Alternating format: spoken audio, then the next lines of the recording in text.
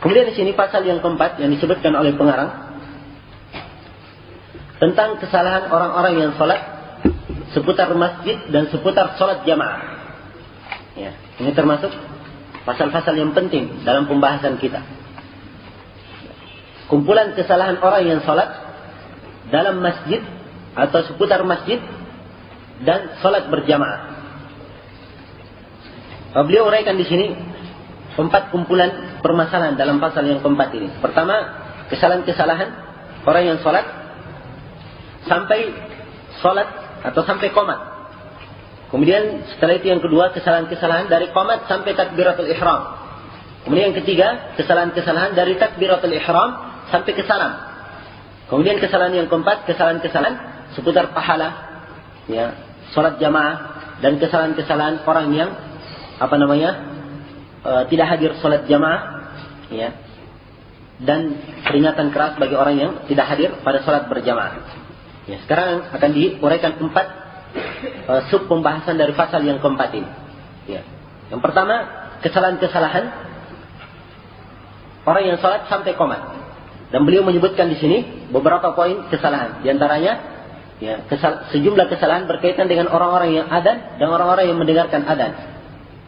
Yang kedua adalah bersegera dalam berjalan menuju masjid dan menyela-nyelai atau ini apa namanya kalau begini? Apa namanya kalau begini bahasa Indonesianya? Menjilangkan jari. Iya. Dan menjilangkan jari, menjilangkan antara jari jemari menuju masjid. Ini kesalahan berikutnya yang disebut oleh pengarang. Kemudian yang ketiga, keluar dari masjid ketika adzan. Kemudian kesalahan yang keempat, masuk ke dalam masjid, ya. Kemudian sholat pun didirikan dan imamnya sudah takbiratul ihram dan masih ada yang berbicara di belakang. Ya. Kemudian kesalahan yang keempat, meninggalkan tahiyat masjid, tidak memakai sutrah dan tidak sholat sunnah qabliyah. Kemudian kesalahan yang kelima, membaca surah Al-Ikhlas sebelum qomat, sebelum sholat didirikan, ditegakkan. Kemudian yang ketujuh, sholat nafilah, ya, seputar kesalahan tentang sholat nafilah apabila telah qomat. Kemudian yang kedelapan, tentang sholat nafilah setelah sholat fajar. Ya, kemudian yang kesembilan, tentang makan bawang putih, ya, tentang makan bawang putih dan bawang yang bisa menyebabkan, memakan bawang putih dan bawang bombay yang bisa menyebabkan gangguan terhadap orang-orang yang sholat sebelum dia hadir ke sholat jamaah. Ini semua akan diuraikan. Jadi uraiannya, ketika sholat dikumandangkan, orang datang ke masjid kan, banyak di sholat sudah mau hadir.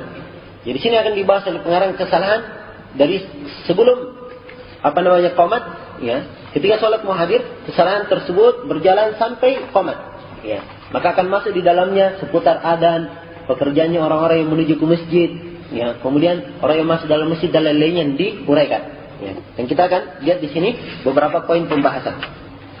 Di sini akan disebutkan tentang yang pertama disebutkan oleh pengarang di sini dalam kesalahan sampai qomat adalah sejumlah kesalahan orang-orang yang adzan dan orang-orang yang mendengarkan adzan. Yang pertama yang disebutkan di sini tentang hukum adzan itu sendiri apa? Ada sebagian orang berpendapat bahwa adzan itu hukumnya sunnah. Adzan itu hukumnya sunnah. Ya, dan ini adalah kesalahan kata pengarang, sebab adzan itu hukumnya adalah wajib kifai. Adalah wajib kifai. Dan ini kesepakatan di kalangan para ulama. Para ulama yang mengatakan sunnah itu bukan artinya mereka mengatakan sunnah yang diinginkan, tapi perselisihan di sini adalah perselisihan lafzi. Artinya yang diinginkan di sini adalah wajib, yang diinginkan adalah wajib. Demikian dikatakan oleh Syekhul Islam Ibnu Taimiyah. Ya, dan tidak pantas. Ya, seperti adzan ini yang merupakan simbol besar kaum muslimin, kemudian dikatakan sunnah hukumnya.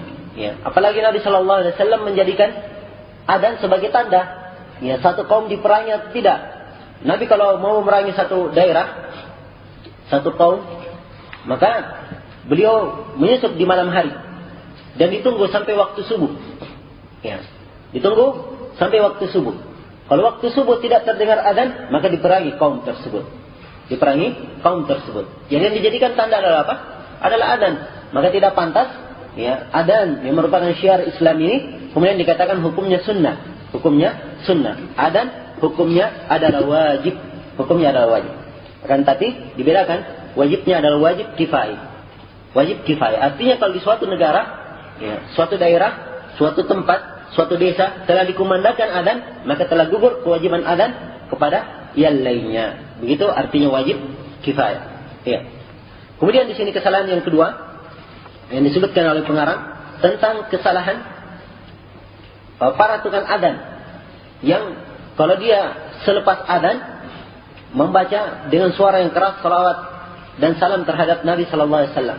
Kadang dengar setelah adzan kalau dia baca dengan suara keras Allahumma salli ala Muhammad dan seterusnya dari bentuk-bentuk selawat. Semua ini adalah bid'ah ya, karena menyelisihi petunjuk Nabi sallallahu alaihi wasallam.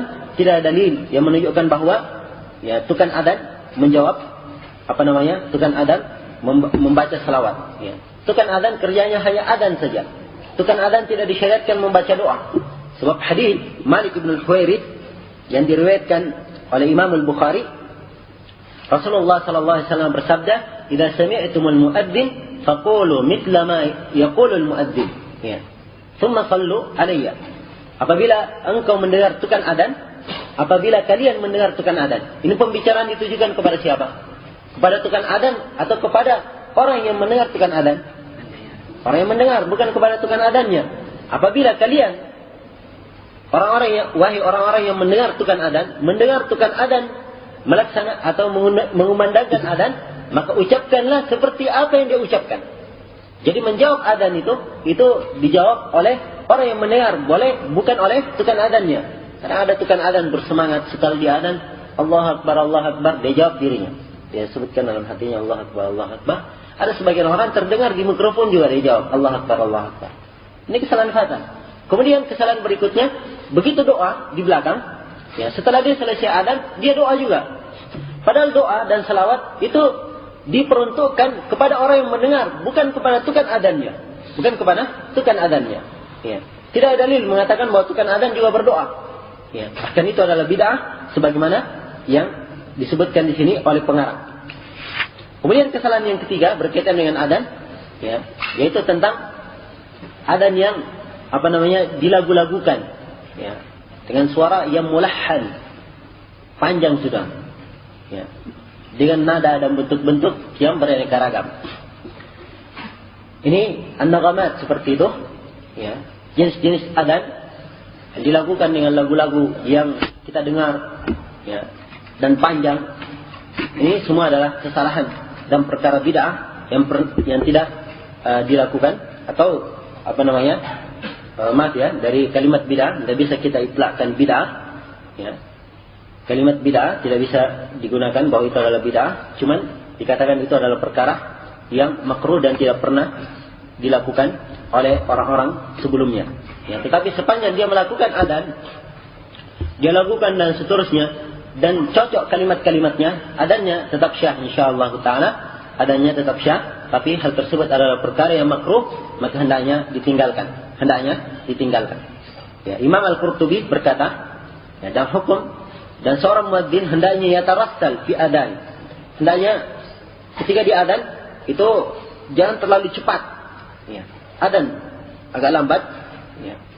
Wala yatarib bih, dan jangan dia berlagu-lagu dengannya. Seperti yang dilakukan oleh kebanyakan orang jahil di zaman ini. Itu di zaman beliau, ya, kebanyakan orang jahil dihitungnya di zaman para ulama. Ya, mereka terhitung orang jahil. Kalau sekarang ini kiai lagi adzan bentuknya seperti itu. Ya, maka ini menurut hukum Imam Al-Qurtubi adalah orang-orang jahil yang tidak mengenal, ya, bagaimana tuntunan Rasulullah sallallahu alaihi wasallam. Ya, apalagi sebagian orang yang adzan, ya, kalau dia mengumandangkan adzan, mungkin kalau diikuti panjangnya napasnya tersebut, 3 kali bernapas baru bisa mengikutinya. Ya. Saking panjangnya nada adzannya. Dan ini juga dari perkara yang salah, melebihkan harakat. Ya, di dalam mengumandangkan adzan paling panjang itu di dalam tajwid bahasa Arab paling panjang itu cuma 6 harakat. Itu yang paling panjang. Tidak ada harakat lebih dari 6. Ya. Ada sebagian tukang adzan sampai 12. Ya. Apalagi kalau tukan adan yang top dikenal sekarang, wah itu lebih dari itu. Ya. Yang jelas panjang-panjangan suara. Ya. Sampai saya pernah lihat di satu masjid, saya sholat di situ, ya tukan adannya adan, masya Allah panjang suaranya. Di pertengahan adan dia pingsan. Ya. Pingsan langsung karena panjangnya napasnya tersebut, akhirnya dia jatuh. Ya. Ya. Akhirnya langsung disambung adannya oleh teman yang sambil di situ dan diperbaiki dulu napasnya. Ya. Ini karena berlebihan dan menyelisih sunnah. Ya, akhirnya seperti itu keadaannya. Seperti itu keadaannya. Apalagi sekarang bentuk-bentuk adan itu ya tergantung mau diadankan bentuk bagaimana. Ya, ya tergantung lagu-lagunya itu kan kori-kori yang banyak dikenal sekarang. Ada yang memakai lagu Hijazi, ada yang memakai lagu Iraqi, ada yang memakai lagu Sika, ada yang memakai lagu Soba, ya, dan seterusnya dari apa-apa yang dikenal di kalangan tukan ya MT Kui. Ya. Kemudian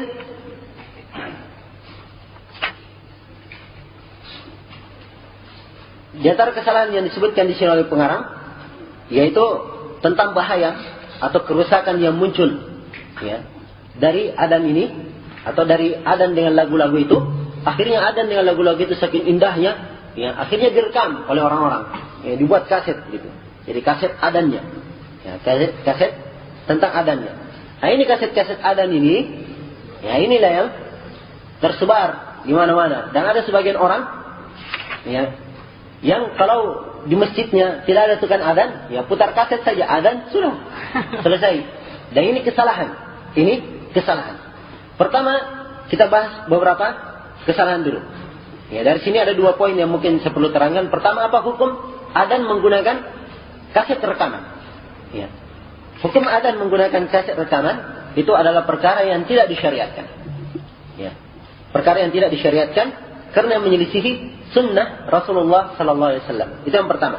Kemudian yang kedua, bentuk-bentuk penyelisihannya terhadap sunnah dan bahaya adan menggunakan kaset ini ada beberapa poin disebutkan di sini oleh pengarang. Di antaranya, ini akan menelantarkan pahala dan ganjaran bagi tukan adan. Tukan adan kan mempunyai pahala kalau dia adan. Ya, seperti kalau siapa yang adan, maka adannya sejauh suaranya berkumandang, ya seluruh ya pohon-pohon yang hidup, yang mati, yang basah maupun yang kering akan memintakan ampun untuk dia. Ya. Tentukan adan orang yang paling panjang lehernya pada hari kiamat. Dalam hadits riwayat Muslim menunjukkan keutamaan. Dan banyak lagi keutamaannya tukan adan. Ini kalau adan menggunakan kaset tidak ada sudah orang yang mendapatkan keutamaan ini. Kemudian yang kedua, penyelisihan yang kedua menyelisihi sabda Rasulullah sallallahu alaihi wasallam. Dalam hadits Malik bin Al-Huwairits, Nabi sallallahu alaihi wasallam bersabda, "Idza hadaratis salatu falyu'addil lakum ahadukum wal ya'ummakum akbarukum." Apabila salat telah hadir, hendaknya salah seorang di antara kalian adan. Jadi Nabi mengatakan, kalau salat telah hadir, salah seorang dari kalian hendaknya adan. Bukan dikatakan salah seorang dari kalian bunyikan tape, ya, nyalakan kaset. Tidak. Tapi di sini disuruh salah seorang dari kalian untuk adan. Ya. Kemudian kesalahan atau bahaya yang ketiga, adan menggunakan kaset ini menyelisihi, ya, syariat Islam dan kebiasaan dalam syiar Islam yang telah terwarisi turun temurun, ya, dari semenjak terbentuknya umat Islam sampai saat ini. Kemudian penyelisihan yang keempat, niat dalam adan itu adalah syarat, ya. Dan tukan adannya ini dalam kaset mana ada berniat, ya. Sebab dia adalah benda mati, tidak mungkin berniat, ya. Ini adalah kesalahan yang keempat. Kemudian yang kelima, adan itu adalah ibadah badan, ibadah badania, maksudnya ibadah yang dilakukan dengan tubuh, ya. Dan dengan kaset ini tentunya dia atau yang kita ketahui bersama bahwasanya kaset itu, ya, tidak tergolong ke dalam ibadah badania. Kemudian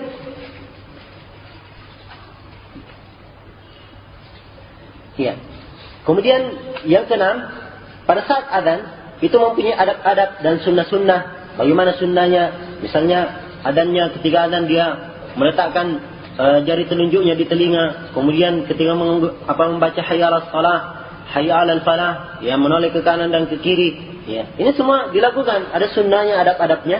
Dan ini dengan kaset rekaman tidak bisa dilaksanakan. Tidak bisa dilaksanakan. Ya. Kemudian yang ketujuh, dengan adzan ini akan terbuka pintu bermain-main dalam agama dan masuk bid'ah terhadap kaum muslimin, ya, dalam ibadah mereka dan syiar-syiar mereka. Sampai kadang mungkin akan ditinggalkan adzan ini secara keseluruhan. Ya. Karena itulah para ulama di zaman ini, apakah itu dari majelis fikih Islam dari berbagai negara yang sering berkumpul tiap tahun membahas fikih-fikih Islam, semuanya memutuskan bahwasanya adzan dengan menggunakan pengeras suara itu adalah perkara yang tidak boleh, dan apabila itu dikumandangkan maka adzannya tidak syah. Kalau misalnya di suatu negara tidak ada orang yang adzan, cuma ada tape saja yang bunyi adzan, maka masih dosa seluruh orang-orang yang ada di situ belum melaksanakan adzan. Sebab adzan itu hukumnya apa? Fardu kifayah. Kalau tidak melaksanakan maka semuanya dosa padahal mereka mampu. Kemudian di antara kesalahan di sini yang disebutkan oleh pengarang adalah kesalahan sebagian orang kalau setelah adzan dia membaca wa qulil hamdulillahi lam yattakhidh waladan. Ya. Ini juga adalah kesalahan sebab tidak ada dalilnya membaca doa-doa yang seperti ini. Kemudian di antara kesalahan yang disebutkan di sini oleh pengarang adalah adzan di dalam masjid. Ya, adzan dalam masjid. Beliau melihat bahwasanya adzan dalam masjid itu adalah kesalahan, adalah perkara yang makruh. Ya. Dan saya tidak melihat di sini itu adalah perkara yang bid'ah sebagaimana yang dipahami oleh sebagian orang. Ya. Tapi kayaknya beliau hanya melihat itu adalah perkara yang makruh sebab asalnya adzan itu adalah syiar Islam dan di atas tempat yang tinggi harusnya, sehingga dia menampakkan tubuhnya dan kelihatan syiar adzan, ya, bentuknya menyampaikan suara, ya. Dan beliau sebutkan juga kalau misalnya tiba-tiba mikrofonnya mati, ya, maka suaranya tetap bisa sampai kepada orang, berbeda kalau dia di dalam masjid.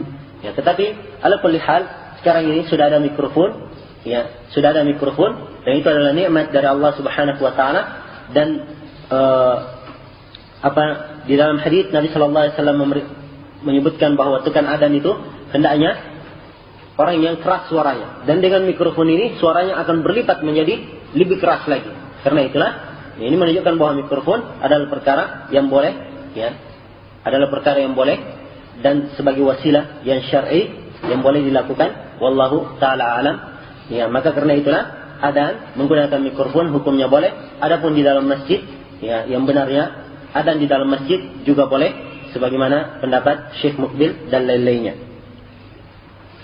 Kemudian yang keenam dari kesalahan dalam adzan ini yang disebutkan oleh pengarang, ya, tentang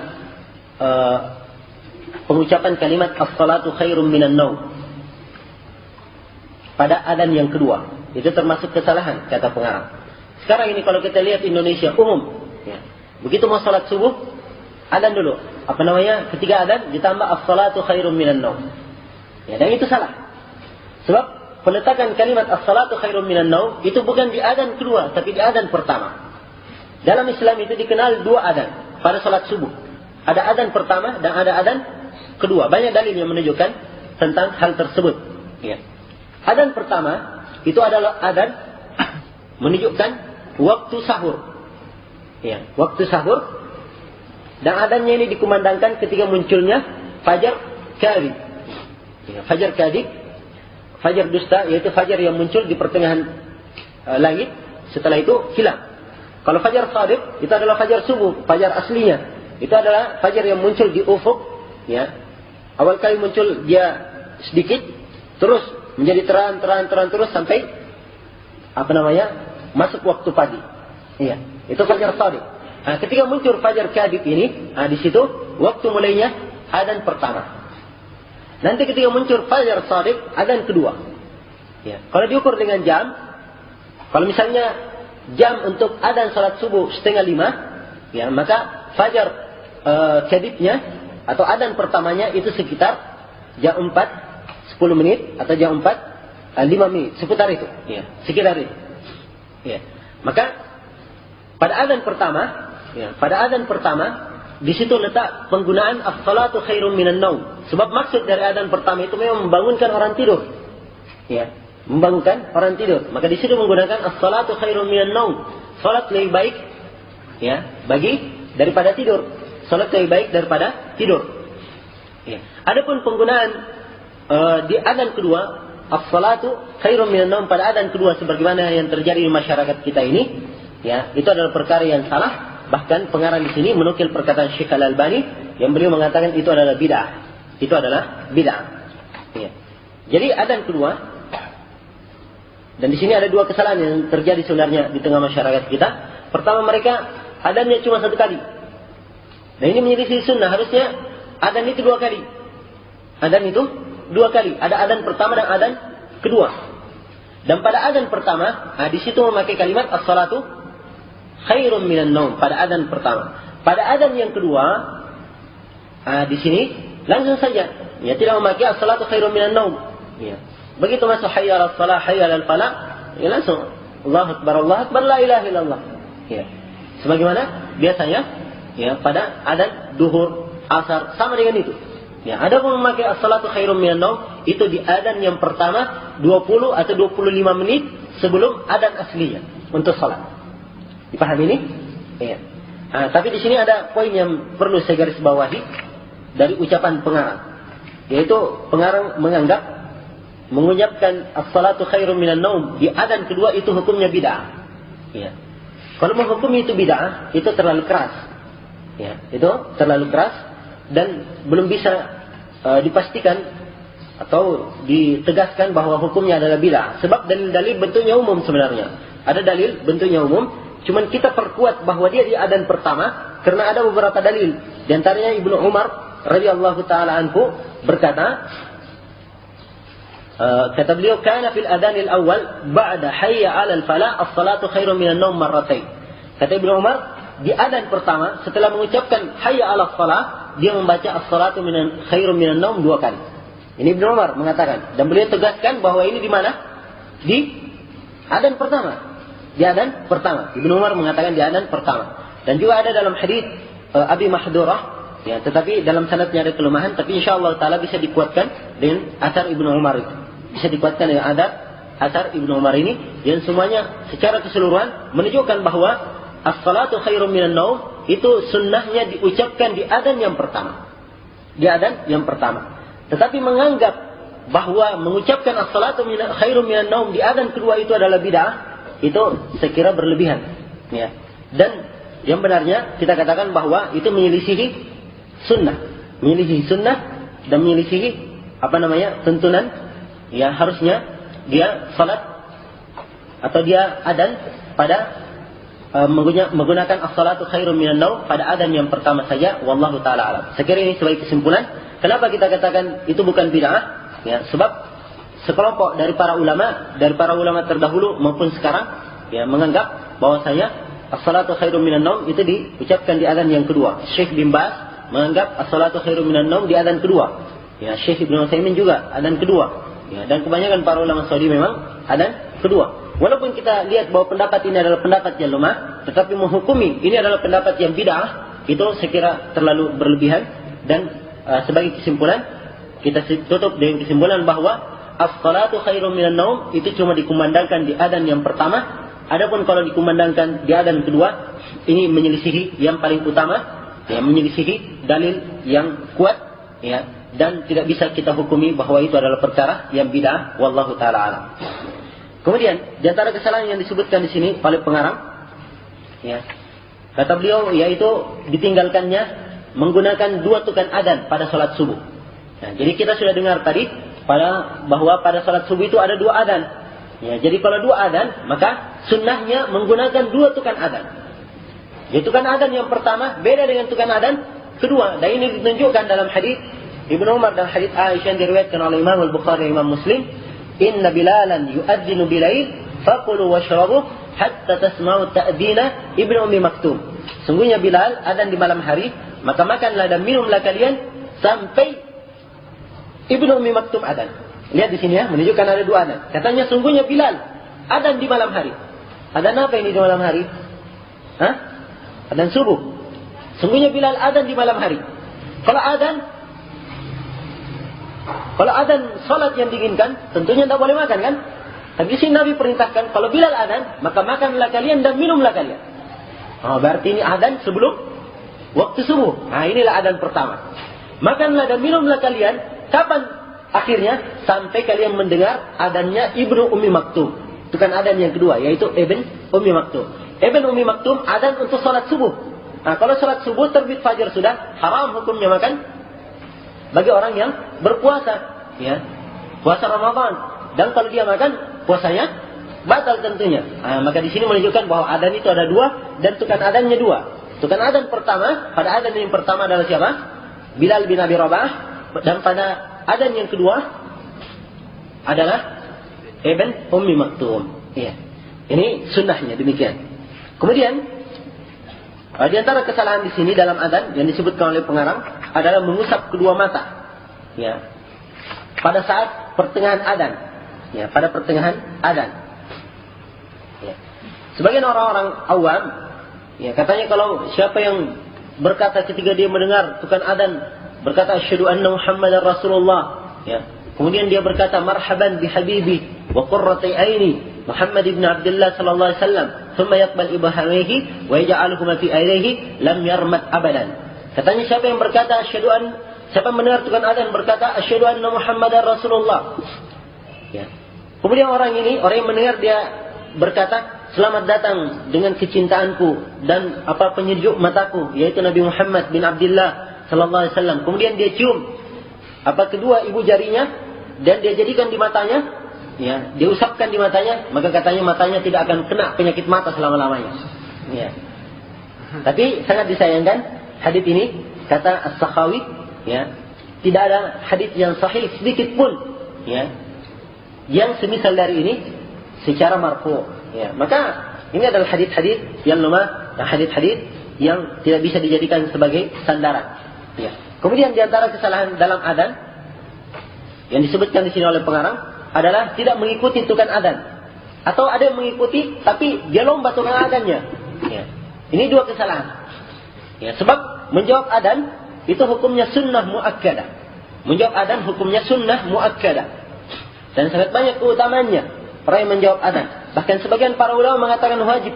Ya, sebab dalam hadis itu dikatakan idza sami'tumul muadzin atau idza sami'tumun nida faqulu mithla ma yaqulul muadzin. Apabila kalian mendengar adzan, maka katakanlah perintah ini. Katakanlah seperti apa yang dikatakan oleh tukan adzan.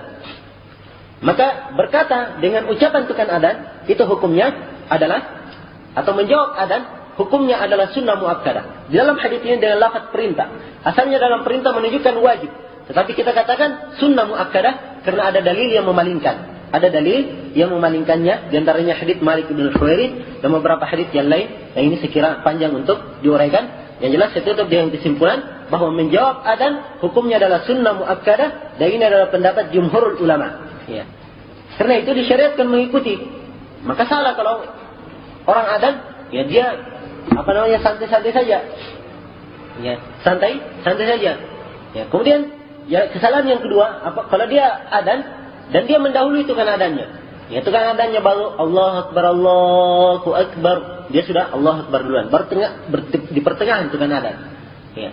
Maka dibiarkan tukan adzan selesai baru diikuti, ya. Tukan adzan selesai baru diikuti. Itu namanya mutaba'ah, mengikuti, ya, mengikuti apa yang diucapkan oleh tukan adzan. Kemudian, ya, pada saat mendengar adzan, ketika tukan adzannya berkata hayya 'alas shalah, maka jawabannya adalah la haula wala quwata illa billah. Ya, itu yang benarnya. Kalau pengarang di sini, ya, beliau mengkompromikan pendapat yang lain. Ya, pengarang mengatakan kalau dia mendengar tukan adzan mengatakan hayya 'alas shalah, maka dijawab hayya 'alas shalah dan dia tambah la haula wala quwata illa billah. Dia gabungkan antara dua dalil, katanya semuanya diamalkan. Tapi ini adalah pendapat yang lemah sebab hadis yang mengatakan dijawab seperti yang diucapkan oleh tukan adzan itu telah dikhususkan oleh hadis yang lain yang menjawabnya secara rinci, maka yang rinci itu yang diambil. Yang benarnya kalau tukan adzan mengucapkan hayya 'alas shalah atau hayya 'alal falah, maka kita cukup jawab dengan la haula wala quwata illa billah. Kemudian di antara kesalahan dalam adzan adalah tambahan-tambahan doa yang dibaca setelah adzan. Ada memang doa-doa yang disyariatkan, ya. ketika misalnya mendengar syahadat pada saat muadzin mengatakan asyhadu anna Muhammadar Rasulullah, atau mengucapkan asyhadu an la ilaha illallah, asyhadu anna Muhammadar Rasulullah, itu disunnahkan mengucapkan raditu billahi rabban wa bil islami dina wa bi Muhammadin nabiyya. Ya, disunnahkan mengucapkan itu setelah menjawab kalimat-kalimat itu. Dia jawab dulu asyhadu an la ilaha illallah, terus dia tambah itu tadi raditu billahi rabban. Dan setelah adzan ada doa-doa. Ya, seperti doa yang yang kita hafalkan bersama, Allahumma rabb hadhihi ad-da'wati at-tammah was-salatil qa'imah ati Muhammadanil fadilata wal wasilah wa ba'athhu maqaman mahmudan alladhi wa'adta. Ini doa, dan doa juga membaca salawat, dan banyak keutamaannya. Doa ini Allahumma rabb hadhihi ad-da'wati at-tammah sampai akhir, itu ada sebagian yang menambah dalam doa. Ya. Allahumma rabb hadhihi ad-da'wati at-tammah was-salatil qa'imah ati Muhammadanil fadilata wal wasilata wad darajata ar-rafi'ah. Ada yang menambah seperti itu. Ini kalimat wad darajatir rafi'ah lemah. Dan kalimat juga ya arhamar rahimin. Ya. Tambahan terakhir ya arhamar rahimin. Ini juga lemah. Ya, tidak ada. Ya, dalam seluruh jalan-jalan hadis.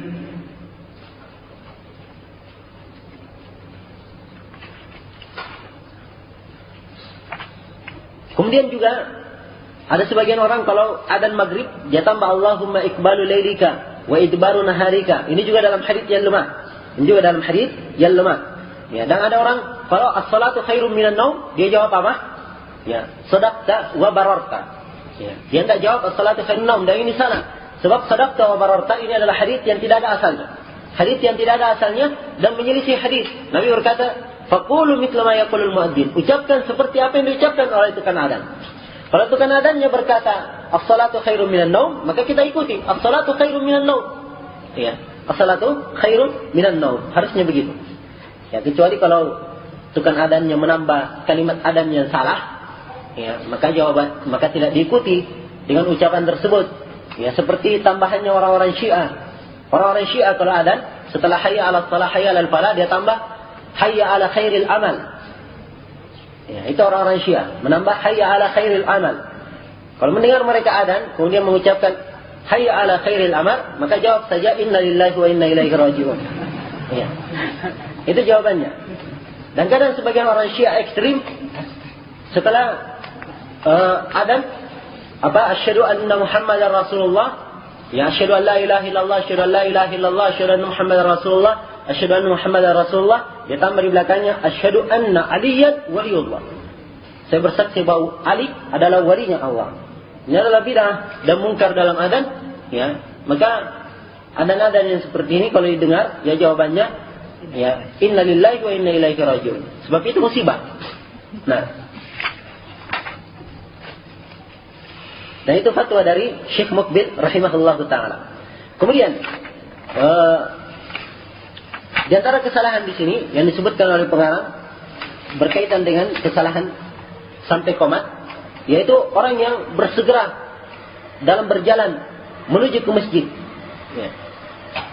Dan ini menyelisih sunnah. Nabi SAW bersabda dalam hadits Abu Hurairah riwayat Bukhari, ya, dan Muslim, "Idza sami'tumul iqamah famshu ila sholati wa 'alaikum bis-sakinati wal waqar wa la tasra'u fama adraktum fasallu wa ma fatakum fatimu." Ini lafaznya Bukhari. Apabila kalian mendengar qamat, maka jalanlah kalian menuju salat. Hendaknya kalian tenang dan tidak tergesa-gesa, dan jangan tergesa-gesa. Fama adraktum fasallu. Apa yang kalian dapat, salatlah. Wa ma fatakum fatimu. Dan apa yang kalian luput, sempurnakan. Nah, maka di sini tuntunan kalau seorang mendengar qamat, ya, mendengar qamat, sudah qamat, ya, maka sebagian orang langsung berjalan cepat.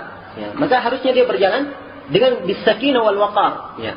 Mungkin dia melangkah dengan cepat, agak langkahnya tidak seperti biasa, tidak lambat, tetapi bukan dia tidak menentang atau ada sakinah dalam berjalannya, masih tenang, ya, walaupun agak cepat tapi tenang dan waqar, maka ini tidak apa-apa insyaallah taala.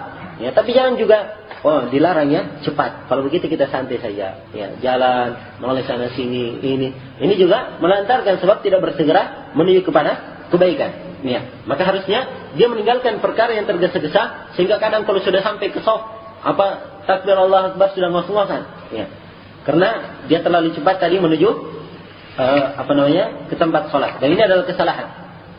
Dan juga di sini pengarang menyebutkan bahwasanya tidak boleh menyilangkan jari jemari ya menuju ke masjid setelah dia berwudu. Ya. Begitu dia berwudu, tidak boleh dia menyilangkan jari jemarinya masuk ke dalam masjid ya sebelum adzan. Ini juga disebutkan dan ada hadis di sini dihasankan oleh Syekh Al-Albani rahimahullahu taala dalam silsilah hadits as-sahihah. Kemudian kesalahan berikutnya yang disebutkan di sini oleh pengarang adalah kesalahan yaitu orang yang keluar dari masjid setelah mendengar adzan. Ya, sudah dengar adzan dia keluar lagi. Dia keluar. Dan ini kesalahan. Ya, sebab di dalam hadis Abu Hurairah yang diriwayatkan oleh Imam Muslim, Abu Hurairah melihat seseorang keluar dari masjid setelah orang ini mendengarkan adzan. Maka Abu Hurairah berkata, "Amma hada faqad asa Abul Qasim." Adapun orang ini dia telah mendurhakai Abul Qasim. Artinya durhaka kepada Rasulullah sallallahu alaihi wasallam. Maksudnya di sini ini teguran yang sangat keras bahwasanya seseorang tidak boleh keluar setelah mendengarkan adzan. Ini tidak boleh keluar kalau tidak ada keperluan. Ya, kalau dia misalnya belum wudu, ya berhadas, tentunya tidak mungkin dia tinggal di masjid. Masa dia sholat tanpa wudu? Ya harusnya dia keluar segera untuk apa? Untuk berwudu. Ya, tetapi kalau dia dalam posisi lengkap, ya, dan tidak butuh keluar, kemudian dia keluar juga, ya, pergi sana sini berjalan sana sini. Ini yang dikatakan oleh Abu Hurairah, faqad asa Abul Qasim. Dia telah durhaka kepada Rasulullah sallallahu alaihi wasallam. Kenapa? Karena keluarnya dia itu mirip dengan keluarnya syaitan. Ya. Sebab di dalam hadis yang diriwayatkan oleh Imam Al-Bukhari, Nabi sallallahu alaihi wasallam bersabda, "Idza nudiya lis-shalah, adbara asy-syaitan wa lahu durat, hatta la yasma' ta'din." Ya. Apabila telah dikumandangkan adzan untuk salat, maka syaitan lari dan syaitan kentut dengan kentut yang besar. Ya. Yang keras. Kenapa? Supaya dia jangan mendengar adzan. Ya, syaitannya lari sambil bawa kentutnya. Ya. Jadi begini. Jadi orang ini tatkala dia keluar, ya. Kalau ada ketika adzan dia keluar juga, maka ini mirip syaitan. Ya, mirip syaitan. Karena itu mungkin dari sisi ini kerasnya hukum yang disebutkan tadi oleh Abu Hurairah, dia telah durhaka kepada Abul Qasim. Ya, maka tidak boleh keluar dari masjid setelah mendengarkan adzan. Hendaknya dia tenang di masjid. Ya, apalagi ada sebagian orang kalau masjidnya di pinggir jalan, ya ketika ada keramaian di luar jalan dan seterusnya dia keluar dulu nonton. Ya, setelah itu baru qomat dia masuk. Ya, padahal dia tadinya dalam masjid. Ini adalah kesalahan yang sangat besar dan hati-hati. Ini adalah ancaman-ancaman yang seharusnya seorang muslim tidak boleh melalaikannya. Ya, kemudian di antara kesalahan-kesalahan di sini yang disebutkan oleh pengarang, ya tentang orang yang masuk ke dalam masjid dan salat telah ditegakkan. Ya, orang lagi salat, dia masuk dan dia cuma duduk di belakang dan cerita-cerita. Ya. Walaupun dia sudah salat. Kalau dia belum salat lebih keras lagi bahayanya. Ini yang disinggung di sini orang yang sudah salat. Misalnya dia musafir ya. Ya, atau dia ada udzur lah misalnya. Atau dia salat di rumahnya, dia kira orang sudah salat. Tidak tahu dia salat akhirnya di rumah. Begitu dia dalam masjid, loh belum salat rumahnya. Belum salat. Ya, dan dia sudah salat. Ya. Maka orang yang seperti ini yang datang ke masjid dan sudah sholat dan dapati orang sholat kemudian duduk cerita-cerita, nah ini adalah perkara yang berbahaya. Sebab pertama dia mengganggu orang sholat. Kemudian yang kedua menyelisih sunnah Nabi Sallallahu Alaihi Wasallam. Dalam hadits yang diriwayatkan oleh Imam Ahmad, Abu Dawud, At-Tirmidzi dan Nasa'i dari hadits Al-Aswad, dan hadits ini tidak disebutkan oleh pengarang di sini. Ya. Bahwasanya Al-Aswad sholat bersama Rasulullah Sallallahu Alaihi Wasallam dan Al-Aswad waktu itu masih seorang pemuda. Maka ketika Nabi selesai salat, tiba-tiba ada dua orang di sudut masjid tidak ikut salat. Maka Nabi sallallahu alaihi wasallam panggil dua orang itu. Maka orang ini pun dibawa dalam keadaan tergesa-gesa dibawa. Ya kayak orang diseret begitu, dibawa dengan cepat. Ya. Maka Nabi sallallahu alaihi wasallam tanya, ya, apa yang menyebabkan kalian berdua tidak salat bersama kami? Maka mereka berdua menjawab, ya Rasulullah kami sudah salat di rumah kami. Yang saya katakan mungkin ini orang musafir ya. Mungkin orang yang safar dan seterusnya. Maka Nabi berkata, la taf'ala. Tidak boleh. Jangan kalian lakukan. Apabila salah seorang dari kalian sudah salat di rumahnya, kemudian dia dapatkan imam, dan imam belum salat, maka hendaknya dia salat bersama imam. Dan itu terhitung salat nafilah bagi dia. Terhitung salat sunnah bagi dia. Iya. Ini kewajibannya. Maka melihat orang duduk di masjid, apalagi sebagian orang, khususnya kalau ada acara-acara pertemuan yang ada orang dari luar daerah, ya. Pada saat selesai sholat, ya mereka sudah menjamak sholatnya, duduk misalnya di belakang, ya cerita sama temannya. Ini adalah perkara yang salah dan mengganggu orang yang sholat dan menyelisihi sunnah Rasulullah Sallallahu Alaihi Wasallam. Ya. Maka berbicara di masjid pada posisi yang seperti ini tidak boleh. Ya, adapun berbicara secara umum di masjid yang pembicaraan yang boleh, itu boleh-boleh saja, tidak ada larangan. Ya, adapun hadits-hadits yang melarang seperti hadits yang kadang disebutkan oleh orang-orang al-kalamul mubah bil masjid ya'kulul hasanat kama ta'kulun narul hatab, ya. Pembicaraan yang boleh di masjid itu akan memakan kebaikan-kebaikan sebagaimana api memakan kayu bakar, ya, katanya. Hadits ini adalah hadits yang tidak ada asalnya. Asalnya kalau berbicara dalam masjid dengan pembicaraan yang boleh saja, tidak terlarang. Bahkan dalam hadits Jabir bin Samurah yang diriwayatkan oleh Imam Muslim, ya. Jabir bin Samurah berkata, kami, ya, kadang setelah sholat subuh, ya, kami duduk sampai terbit matahari. Ya, kalau sudah terbit, kami berdiri. Ya. Kalau sudah terbit, kami berdiri. Dan kami kadang para sahabat berbicara-bicara, berbincang-bincang setelah itu, dan mereka pun masuk di dalam menyebutkan perkara jahiliyah. Maksudnya menyebutkan perjahilian jahiliyah di sini. Ingat dulu mereka waktu masa-masa jahiliyahnya, ya, pernah melakukan kejahilan begini dan seterusnya, ya. Dan mereka pun tertawa, ya, seperti Umar, ya, misalnya ketika menyembah patungnya dibuat dari roti, ya, di dalam buku sejarah dikisahkan, ya, dan saya sendiri tidak tahu kedudukan sanadnya, ya, apakah sanadnya benar atau tidak. Tapi begitu disebutkan dalam buku sirah, ya, dia bikin roti katanya, begitu dia lapar dia makan sepotong, ya, lapar dia makan lagi sepotong dan seterusnya, ya. Berhalanya dibuat dari roti, begitu dia lapar dia makan, ya. Lapar dia makan. Maka hal-hal yang seperti ini membuat tertawa, dan para sahabat tertawa, dan Nabi Sallallahu Alaihi Wasallam tersenyum. Nabi Sallallahu Alaihi Wasallam tersenyum. Andai kata pembicaraan yang boleh itu terlarang, maka Nabi tidak mungkin tersenyum, ya. Tidak mungkin Sallallahu Alaihi Wasallam tersenyum, ya.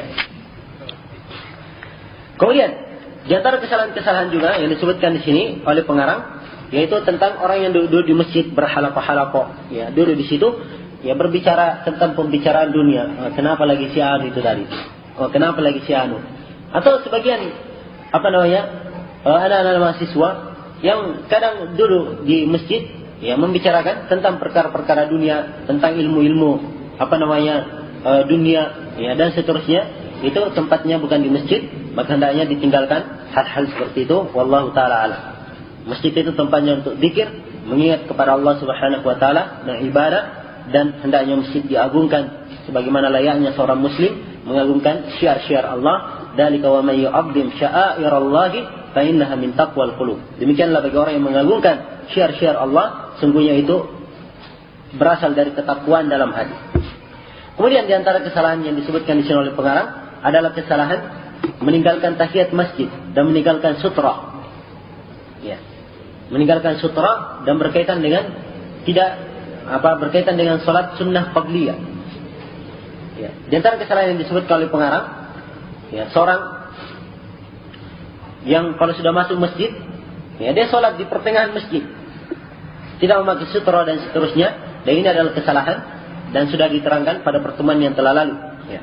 Kemudian di antara kesalahan juga yaitu duduk sebelum salat 2 rakaat, duduk sebelum melaksanakan tahiyatul masjid.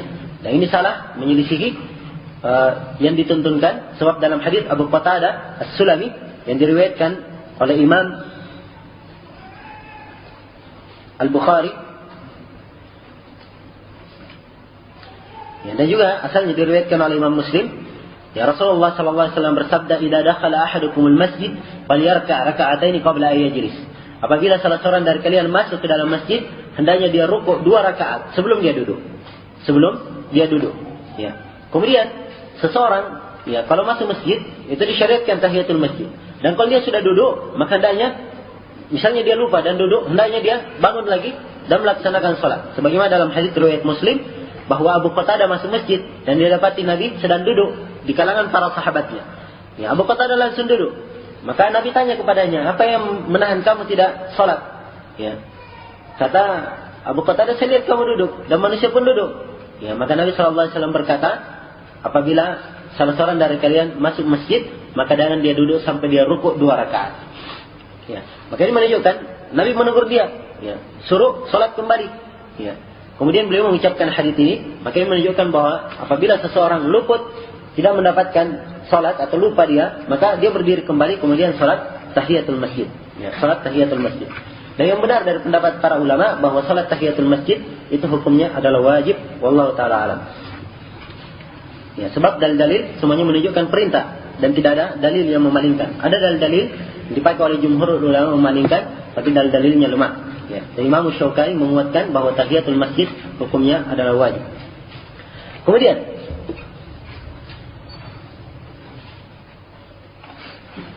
ya, apabila waktu sempit dan tidak ada waktu untuk tahiyatul masjid, maka tentunya tahiyatul masjidnya, ya, itu gugur kalau dia sudah masuk waktu sholat, langsung dia ikut sholat jamaah, tidak sempat tahiyatul masjid, langsung saja tahiyatul masjid, dan itu insyaallah taala ya sudah menggugurkan tahiyatul masjidnya dan sudah teranggap tahiyatul masjid. Nah, sebab asalnya ya adalah sholat 2 rakaat ketika masuk masjid. Dan demikian pula kalau seorang masuk masjid misalnya dan belum sholat sunnah rawatib, atau dia masuk masjid dan belum sholat 2 rakaat sebelum subuh, dia boleh sholat 2 rakaat dan diniatkan tahiyatul masjid, dan dia niatkan salat 2 rakaat sebelum subuh, atau dia niatkan tahiyatul masjid bersama dengan 2 rakaat rawatib. Itu boleh. Nah, dalilnya innamal a'malu binniyat. Sebenarnya setiap amal itu dengan niatnya, dan itu adalah pendapat jumhurul ulama. Kemudian di antara kesalahan yang disebutkan di sini oleh pengarang tentang masalah membaca surah Al-Ikhlas 3 kali sebelum qomat. Ya, sebelum salat ditegakkan. Jadi begitu mau sholat, ya, begitu mau qomat, si tukang qomatnya mau qomat, dia baca dulu surah Al-Ikhlas 3 kali. Setelah itu baru qomat. Ya, dan ini adalah bid'ah, tidak ada asalnya dan tidak ada keperluannya. Ya, dan tidak perlu seperti itu. Kemudian di antara kesalahan juga, ya, ketika seseorang mau melaksanakan sholat sudah, ya ada dulu doa-doa atau mengirim surah Al-Fatihah, misalnya ila asyrafil mursalina Al-Fatihah, ada lagi ila arwahil muslimina Al-Fatihah, ya, dan seterusnya. Dari doa-doa itu semuanya adalah perkara bid'ah, ya, dan tidak pernah dikerjakan, waliyadzubillah. Kemudian di antara kesalahan yang disebutkan di sini oleh pengarang adalah tentang masalah orang yang melaksanakan salat nafilah dan telah dikumandangkan atau telah qomat. Ya. Dia melaksanakan salat nafilah dan sudah qomat. Baik, di sini ada 2 perkara disebutkan oleh pengarang, tapi saya akan gabung menjadi 2 permasalahan. Pertama begini, ada hadis Rasulullah sallallahu alaihi wasallam bersabda dalam hadis Abu Hurairah riwayat Muslim, "Idza uqimatis shalah fala salata illa al-maktubah." Apabila salat telah ditegakkan, maka tidak ada salat kecuali salat wajib. Tidak ada salat kecuali salat wajib. Hadis ini tegas menunjukkan kalau sudah imam sudah takbir Allahu Akbar, maka seluruh salat harus putus. Ya. Seluruh salat harus putus. Tidak boleh dilanjutkan. Ini berlaku umum. Ya. Ini berlaku umum. Maka kebiasaan sebagian orang kalau masuk tahiyatul masjid, dia salat dulu tahiyatul masjid sampai selesai, imam sudah takbir, ya dia masih tahiyatul masjid juga. Ini salah. Ya. Kalau baru qomat misalnya, bukan adanya qomat, ya, dan dia lihat imamnya atau dia lihat salatnya hampir selesai, nggak apa-apa diselesaikan. Kalau baru qomat. Tapi kalau sudah tegak salatnya, imamnya sudah takbir, maka salat harus diputus. Iya. Sebab di sini dibentuk dengan lafaz idza uqimatis shalah. Apabila salat telah ditegakkan, salatnya telah ditegakkan. Ya. Salatnya telah ditegakkan, maka tidak ada salat lagi kecuali al-maktubah. Dan ini diperkecualikan salat sunnah 2 rakaat sebelum subuh. Itu diperkecualikan. Salat sunnah 2 rakaat sebelum subuh, ya. Itu pernah dalam hadis Malik bin Buhainah, bahwasanya Rasulullah melihat seorang lelaki salat dan telah qomat. Ya, ini orang salat 2 rakaat. Maka tatkala Nabi selesai dari salat subuh, ya, dan manusia mendekati orang tersebut, maka Nabi bertanya kepadanya, apakah salat subuh itu 4 rakaat? Apakah salat subuh 4 rakaat? Ya, dia tanya begitu dengan pertanyaan yang agak marah atau mengingkari. Ya, agak marah atau mengingkari. Maka ini menunjukkan bahwa pada salat subuh asalnya itu boleh dilakukan. Ya, boleh dilakukan, tetapi hukumnya makruh. Sebab Nabi Sallallahu Alaihi Wasallam di sini mengingkarinya dan beliau tidak senang, ya, akan pekerjaan tersebut. Maka karena itulah, apabila, ya, pada saat 2 rakaat sebelum subuh, ya, begitu dia adzan atau muadzinnya telah qamat dan imamnya sudah takbir, ya, asalnya dia putuskan lebih bagus. Kecuali kalau misalnya sisa sedikit atau sisa tasyahud, maka dia selesaikan tasyahudnya tidak apa-apa. Ya, dan kalau dia luput di situ, maka dia qada nanti setelah sholat subuh. Ya, setelah sholat subuh boleh dia sholat 2 rakaat, dia qada. Ya, atau lebih utamanya lagi dia qada setelah terbitnya matahari. Tapi kalau dia takut ketiduran atau takut lupa, maka boleh dia qada setelah sholat subuh. Ya, boleh dia qada setelah sholat subuh langsung. Ini yang kuat dalam permasalahan wallahu taala alam. Ya. Kemudian di antara kesalahan di sini yang disebutkan oleh pengarang, yaitu kesalahan orang yang makan bawang putih atau makan bawang bombay, ya, masuk ke dalam sholat sebelum hadirnya, atau masuk, ya, memakan bawang putih atau bawang bombay yang bisa memberikan gangguan kepada orang yang sholat. Ya. Begitu dia mau hadir sholat, dia mau menghadiri sholat jamaah, dia makan dulu bawang putih atau bawang bombay di rumahnya, ya, atau juga bawang merah, ya, dia makan sehingga menyebabkan mulutnya berbau. Ya. Kalau dia makan seperti ini, maka tidak boleh dia mendekati masjid. Tidak boleh mendekati masjid. Sebab Nabi Sallallahu Alaihi Wasallam bersabda dalam hadis Ibnu Umar yang diriwayatkan oleh Imam Al-Bukhari dan Imam Muslim, "Man akala min hadhihi syajara, ya'ni thawb, fala yaqrabanna masjidana." Siapa yang makan dari pohon ini, yaitu pohon bawang, maka jangan sekali-sekali dia dekati masjid kami. Dan juga dalam hadis Jabir riwayat Bukhari, Rasulullah sallallahu alaihi wasallam bersabda, "Man akala thawman aw basalan falyatazilna." Aqala falyatazil masjidana wa liaq'ud fi bait. Siapa yang makan bawang atau makan bombay, maka hendaknya dia meninggalkan kami, menjauhi kami, atau dia menjauhi masjid kami, dan hendaknya dia duduk di rumahnya. Hendaknya dia duduk di rumahnya. Dan di dalam hadis Jabir juga riwayat Muslim dengan lafaz, siapa yang makan dari pohon yang busuk ini, yaitu pohon bombay dan bawang, maka jangan sekali-sekali dia mendekati masjid kami. Sebab fainal malaikata tata'adza kama yata'adza minhu al-insan. Sungguhnya malaikat itu terganggu sebagaimana manusia terganggu dengan itu. Ya. Kemudian juga dalam hadis Abu Hurairah riwayat Muslim, Rasulullah sallallahu alaihi wasallam bersabda, "Man akala min hadhihi asy-syajarah fala yaqrabanna masjidana wa la yu'diyanna bi rihhi thawb." Ya. Siapa yang makan dari pohon ini, maka jangan sekali-sekali dia mendekati masjid kami, dan jangan yu'dina, jangan dia menyakiti kami dengan baunya bawang itu. Ya. Maka dalil-dalil ini semuanya tegas menunjukkan tentang tidak bolehnya makan bawang putih atau bawang bombay atau bawang merah yang semisal dengannya, ya, ketika mau menghadiri sholat, ya, ketika mau menghadiri sholat. Dan ini hukumnya kata Nabi Sallallahu Alaihi Wasallam, tidak boleh dia mendekati masjid. Tidak boleh dia mendekati masjid. Ini menunjukkan bahwa memakan bawang yang seperti ini itu hukumnya adalah tidak boleh ketika dia hendak menghadiri sholat jamaah. Tapi perlu diingat bahwa bawang yang diinginkan di sini adalah bawang mentah.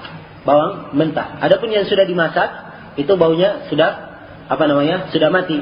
Ya, sebagaimana yang dikatakan atau yang disebutkan dalam hadis riwayat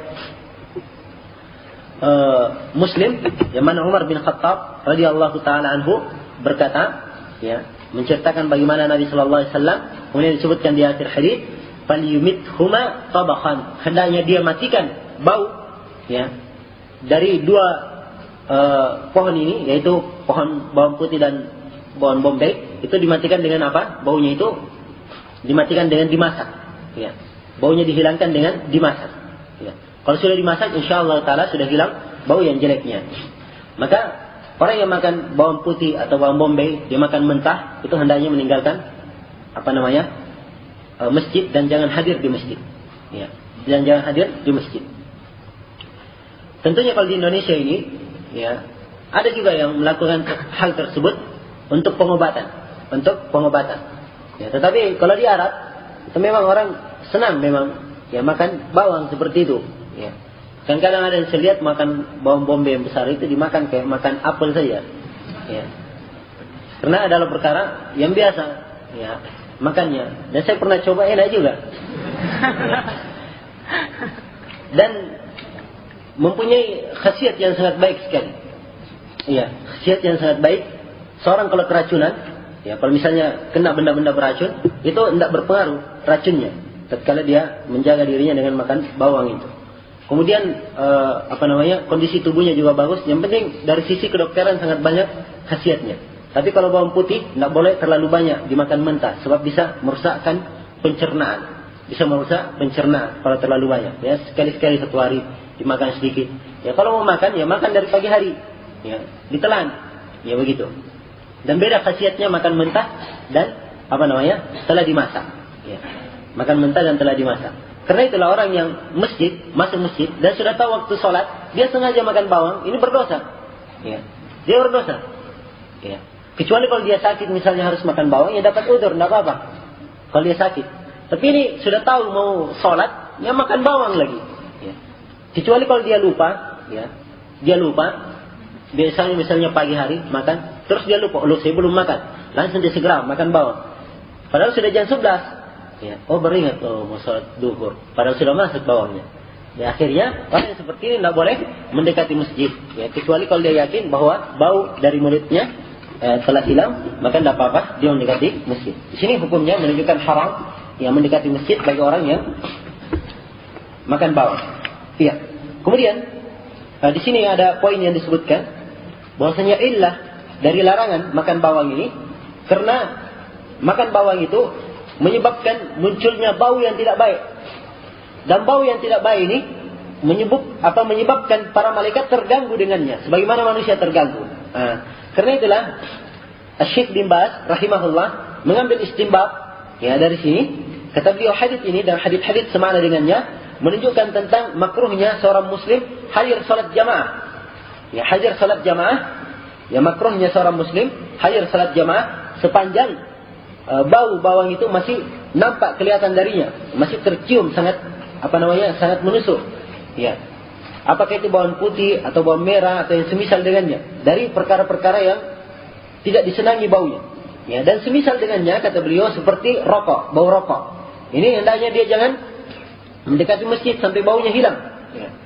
Sebab baunya itu adalah bau yang qabih, yang tidak baik dan mempunyai darar yang sangat banyak, mempunyai bahaya yang sangat banyak. Ya.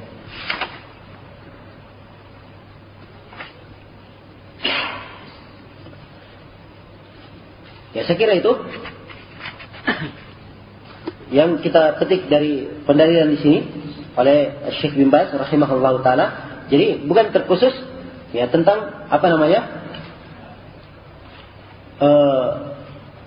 tentang masalah bawaan saja, tapi benda-benda yang dipakai oleh orang yang salat dan bau dan bisa mengganggu yang orang yang salat menghendaknya dia jauhi. Ya, semisal dengannya disebutkan di sana pengarang orang-orang yang pakai kaos kaki. Ya, pakai kaos kaki salat. Ya. Dan dimaklumi bersama kaos kaki itu kalau sudah terlalu lama dipakai, ya akan menimbulkan bau yang lumayan. Maka benda-benda seperti ini hendaknya dijauhi dan jangan sampai mengganggu orang yang sedang salat. Ya, apa salahnya kalau dibuka kaos kakinya kemudian dia sholat ya dengan tidak mengekai kaos kaki. Ya, dan semisal dengannya ya seorang apabila berada di tempat sholat atau berada di masjid hendaknya dia jaga jangan sampai kentut di masjid. Ya. Kalau misalnya lagi duduk ya mau kentut dia keluar dia kentut. Ya, kecuali kalau dalam sholat sementara sholat ya tiba-tiba kentut, ya mau dibuat dari tahannya, keluar saja, kan begitu. Tapi kalau dia sementara duduk kemudian kentut di masjid itu tidak boleh, sebab masjid itu sebagaimana dikatakan tadi malaikat terganggu dengannya, ya, malaikat terganggu dengannya. Dan kasihan orang-orang yang sholat, yang mau sholat pas sholat di sini tiba-tiba ada bau yang tidak enak dan seterusnya, nah, ini adalah mengganggu, ya, maka hendaknya dijauhi. Ya. Dan di sini disebutkan oleh pengarang sebagai penutupan dari kesalahan sampai iqamat, yaitu sebagian khurafat orang-orang awam. Ada sebagian orang meyakini katanya, kalau keluar bau kentut dari manusia di masjid, ya maka malaikat langsung memasukkan kentut itu ke dalam mulutnya. Ya. Kemudian dibawa keluar masjid. Kemudian malaikat setelah membuang kentut itu dari mulutnya dia mati. Ya. Katanya. Dan ini kesalahan yang sangat jelas. Ya. Sebab kalau kita saksikan dari sisi akal, orang yang kentut setelah itu ciumnya masih keciuman juga. Ya. Andai kata malaikat membawa kentutnya, ya tentunya begitu kentut di masjid langsung hilang baunya. Sebab dibawa oleh malaikat. Ya, dibawa oleh malaikat. Dan ini khurafat yang seperti ini tidak ada dalilnya. Kemudian setengah 12 ya, 15 menit lagi. Kemudian dari kesalahan yang disebutkan juga di sini oleh pengarang, yaitu pada poin yang kedua dari pasal yang keempat, yaitu kesalahan-kesalahan dari iqamat sampai takbiratul ihram. Ya, ini kesalahan dari iqamat sampai takbiratul ihram. Jadi begitu muadzin sudah qamat, ya, sudah qamat siap mau salat, di situ terjadi kadang beberapa kesalahan sampai imamnya takbiratul ihram. Disebutkan di sini oleh pengarang ada 5 kesalahan. Yang pertama kesalahan orang-orang yang qamat dan orang-orang yang mendengarkan qamat. Kemudian yang kedua tidak menyempurnakan shaf. Kemudian yang ketiga meninggalkan shaf pertama, ya. Atau meletakkan orang-orang yang tidak balik atau orang-orang yang tidak berilmu di belakang imam. Kemudian kesalahan yang keempat, ya, salat pada shaf-shaf yang terputus. Ya, kemudian kesalahan yang kelima adalah bagi imam ketika mau takbir, sebelum dia takbir, dia berhenti dulu panjang, ya, menghadirkan niat atau berbicara dengan kalimat dan seterusnya. Nah, ini 5 jenis kesalahan akan diuraikan oleh pengarang. Ya. Beliau katakan di sini kesalahan. Yang pertama kesalahan orang yang qamat, kesalahan orang yang qamat dan orang yang mendengarkan qamat. Ya, di antara kesalahan itu, kata pengarang, ada yang meyakini bahwa qamat itu tidak syah kecuali dari orang yang adzan. Jadi siapa yang adzan dia pula yang qamat. Dan ini keyakinan yang salah. Ya, sebab hadis yang mereka jadikan sebagai dalil yaitu wa man adzana fa huwa yuqim, itu adalah hadis yang lemah. Adalah hadis yang lemah. Ya. Jadi tidak benar itu. Yang adzan, ya boleh dia adzan juga, dia pula yang qamat. Tapi kalau ada yang lainnya mau qamat, ya juga boleh, tidak boleh dilarang. Ya, tidak boleh dilarang. Tapi harusnya, ya, yang qamat itu adalah tukang adzannya. Sebab dia yang mengetahui waktu, ya, dan dia yang diberikan kepercayaan. Ya, jangan sampai kecuali kalau tukang adzannya molor, ya, dan terlalu lama, ya boleh saja yang lainnya menggantikannya. Tapi kalau selain tukang adzan ingin seenaknya saja, karena dia buru-buru, ya, orang lagi sholat, ya masih banyak sholat sunnah, karena dia buru-buru, akhirnya dia maju, qamat sendiri. Ya dia qamat, akhirnya semuanya pun akhirnya memutuskan sholatnya dan sholat berjamaah. Ya gara-gara dia yang terburu-buru. Maka ini tidak boleh. Ya asalnya siapa saja yang mengumandangkan qamat itu boleh, tapi ya si tukang adzan itu lebih tahu keadaan. Kemudian di antara kesalahan di sini yang disebutkan oleh pengarang, bahwasanya tukang adzan itu tidak boleh qamat kecuali dengan izin imamnya, kecuali dengan izin imam. Ya. Dan ini warid dalam hadis-hadis bahwasanya Nabi sallallahu alaihi wasallam bersabda, al-imamu dhamin wal muadzin mu'taman. Imam itu adalah dhamin, penanggung jawab, dan muadzin adalah orang yang diberikan kepercayaan. Jadi kalau dia mau qamat harus minta izin kepada imam. Ya sebagaimana Bilal juga kalau sudah subuh, Nabi belum keluar, Bilal datang ke rumahnya, mengatakan sudah mau salat. Ya. Sudah mau salat sehingga minta izin untuk qamat, dan Nabi keluar langsung salat subuh. Nabi keluar kemudian salat subuh. Maka hendaknya minta izin kepada imam. Ya, hendaknya minta izin kepada imam. Kecuali kalau imamnya molor sehingga waktunya sudah hampir keluar, maka tidak apa-apa. Ya, dikumandangkan qamat, dan jamaah di situ memilih imam yang paling baik untuk mereka. Iya. Kemudian di antara kesalahan dalam qamat juga penambahan kalimat sayyiduna dalam lafaz-lafaz qamat. Ya. Misalnya asyhadu anna Muhammadan wa asyhadu anna Muhammadan sayyiduna wa rasuluh. Ya, dan seterusnya. Ini semua adalah kesalahan-kesalahan. Ya, tidak warid itu. Tidak ada dalam hadis. Kemudian di antara kesalahan orang-orang yang qamat,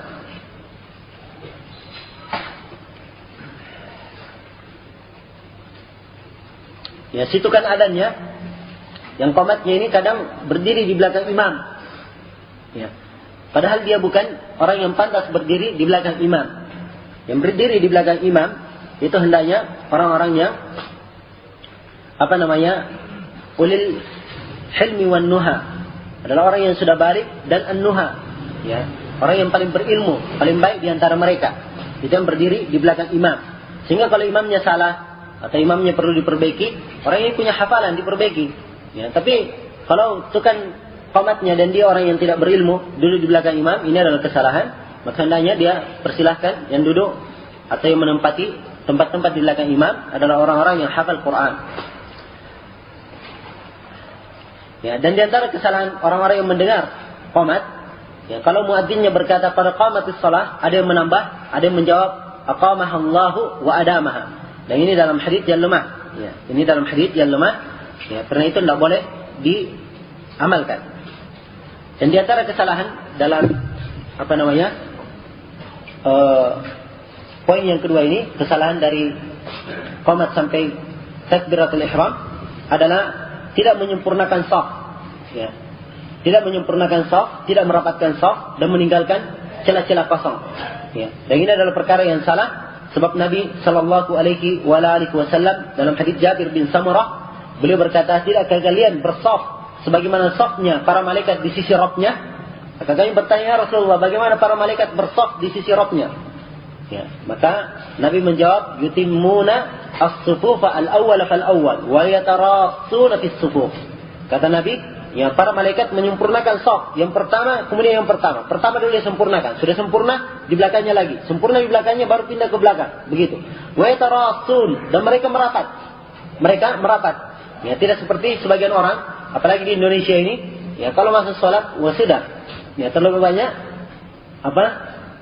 celah-celah yang kosong, ya. Terlalu banyak celah-celah yang kosong. Dan kalau kita masuk antar dua shaf, ya, orang-orang tersebut marah, ya. Dan kalau merapatkan kaki ke kakinya, ya, marah. Bahkan ada sebagian orang kakinya dia injak, ya, karena ya marahnya. Maka ini adalah kesalahan-kesalahan yang harusnya diperbaiki, dan sunnah Rasulullah sallallahu alaihi wasallam yang pada zaman ini asing dan perlu diperkenalkan dan diamalkan dengan baik dengan cara penuh hikmah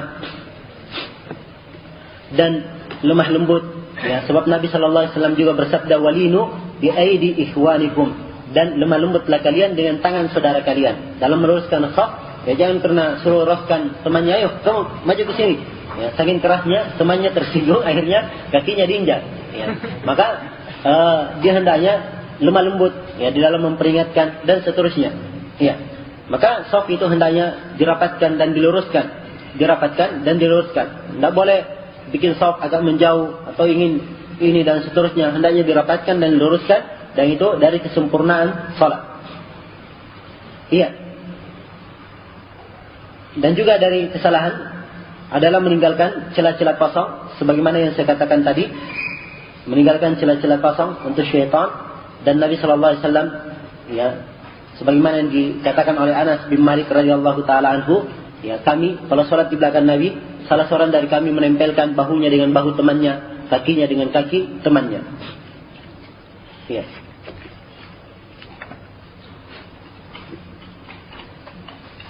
Dan telah ada ancaman keras dari Rasulullah SAW bagi orang-orang yang tidak meluruskan shafnya. Ya, Nabi berkata, "Aqimus sufufa salatan." Beliau berkata, tegakkan, luruskan shaf. Beliau ucapkan itu 3 kali. Kemudian beliau katakan, "Wallahi la tuqimanna sufufakum aw la yukhalifanna Allahu baina qulubikum." Demi Allah, kalian tegakkan shaf kalian, kalian luruskan shaf kalian, atau Allah akan membuat hati-hati kalian berselisih. Ini bahayanya dan ancaman bagi orang yang tidak meluruskan shafnya. Dan juga Nabi sallallahu alaihi wasallam bersabda dalam hadis Ibnu Umar yang diriwayatkan oleh Imam Abu Daud dan lain-lainnya, "Aqimus sufuf," luruskan shaf, "wa hadu bainal manakib," dan luruskan antara bahu-bahu, "wasuddul khalal," dan isi tempat-tempat yang kosong, "wala tadaru furujatil lisyaitan," dan jangan tinggalkan tempat-tempat kosong untuk syaitan. "Man wasala saffan wasalahu Allah, wa man qata'a saffan qata'ahu Allah." Siapa yang menyambung shaf, maka Allah akan menyambungnya, dan siapa yang memutus shaf, maka Allah akan memutusnya. Ini ancaman sangat keras bagi orang-orang yang salat dan tidak merapatkan shaf ke kaki temannya. Ya. Maka hendaknya saling merapatkan, jangan sampai terputus shafnya dan tertinggal tempat-tempat kosong untuk syaitan. Meninggalkan furujat untuk syaitan itu adalah perkara yang mungkar dan kesalahan yang besar. Ya, dan ini mungkin yang menyebabkan banyak orang yang tidak khusyuk dalam salatnya. Ya, dan banyak terjadi perkara yang mungkar di dalam salat. Wallahul musta'an. Dan adat seperti ini adalah adat yang harus diperbaiki, dan caranya dengan menyampaikan dakwah dan menyebarkan ilmu dan menerapkan ilmu tersebut pada diri kita sehingga memberikan pengaruh kepada orang selain kita, dan itu juga dianggap dakwah di jalan Allah Subhanahu wa taala. Iya.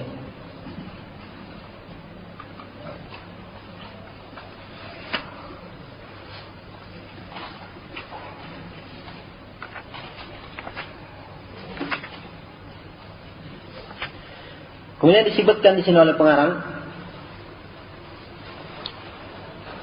tentang orang-orang yang terlalu keras dengan orang-orang yang sholat di sampingnya, ya. Keras di dalam merapatkan, meluruskan. Ya. Ini ditegur di sini oleh pengarang bahwasanya hal tersebut adalah perkara yang tercela, yang beliau bawakan hadits-hadits, di antaranya hadits yang saya sebutkan tadi itu, walinu bi'aidi ikhwanikum, dan lemah lembutlah kalian dengan tangan-tangan saudara kalian.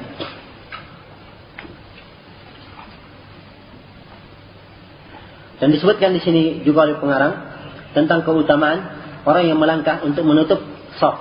Ya, kalau misalnya di depan kosong, ada yang keluar karena karena dia kentut, atau misalnya dia sholat dan di depannya masih kosong, dia maju saja melangkah, walaupun pada saat sholat. Ini mempunyai keutamaan, dan Nabi SAW dalam hadits Anas bin Malik yang diriwayatkan oleh Imam Abu Dawud dan disahihkan oleh Syekh Mukbil. Ya, beliau berkata, "Rassu sufufakum," luruskan, rapatkan saf-saf kalian, "wa qaribu bainaha," dan perdekat antaranya, "wa hadu bil anaq," dan luruskan leher-leher kalian. "Fa walladhi nafsi bi yadi, inni la ara asy-syaitan yadkhulu min khalalis saf ka'annaha al-hadath." Ya, kata beliau, demi yang jiwaku berada di tangannya, sungguhnya saya melihat syaitan masuk di celah-celah saf yang kosong, syaitan masuk seakan-akan bagaikan al-hadath. Hadath itu kambing-kambing kecil yang hitam. Ya. Masuk seakan-akan al-hadath. Ya. Kambing kecil hitam, tidak mempunyai telinga dan tidak mempunyai ekor. Ya. Masuk cepat. Ya. Jadi mempunyai celah dia di antara hal tersebut. Itu pekerjaannya syaitan. Ya, karena itulah seorang hendaknya pandai untuk menjaga safnya, merapatkannya, jangan sampai dia meninggalkan kelurusan saf, dan bahayanya besar sebagaimana yang kita katakan tadi. Kemudian di sini juga disebutkan oleh pengarang dari kesalahan dalam salat adalah seorang imam yang begitu salat dia tidak memperhatikan kelurusan safnya, kelurusan saf jemaahnya, dan dia tidak perintahkan untuk menutup tempat-tempat kosong. Yang penting kalau sudah salat langsung saja takbir, dan ini salah, menyelisihi tuntunan Rasulullah sallallahu alaihi wasallam. Sebab dalam hadis Bara' bin Azib yang diriwayatkan oleh Imam Abu Dawud, An-Nasai, dan disahihkan oleh Syekh Mukbil, kata beliau, Rasulullah sallallahu alaihi wasallam kalau salat, beliau yatakhallal as-saf min nahiyah ila nahiyah. Beliau berpindah, mengecek saf dari sudut ke sudut. Beliau cek semua saf. Ya. Nah. Kemudian yamsah sudurana, dan beliau memegang dada-dada kami dan bahu-bahu kami, maksudnya dipegang, dirapatkan, luruskan, rapatkan. Ya, kemudian beliau berkata, la takhtalif fatakhtalifa qulubukum, jangan kalian berselisih, maka hati-hati kalian akan berselisih. Ya. Dan Nabi sallallahu alaihi wasallam juga berkata, innallaha azza wa jalla wa malaikatahu yusalluna 'alas sufufil awwal. Sesungguhnya Allah Subhanahu wa taala dan para malaikatnya memberikan salawat bagi orang-orang yang orang-orang yang salat di saf yang pertama. Di saf yang pertama. Maka ini semua menunjukkan bahwa Nabi sallallahu alaihi wasallam itu komitmen untuk memperbaiki saf, meluruskan jamaahnya. Dan dalam hadis Nu'man bin Bashir juga dikatakan, kana Rasulullah sallallahu alaihi wasallam yusawwi sufufana ka'annama yusawwi biha al-qidah.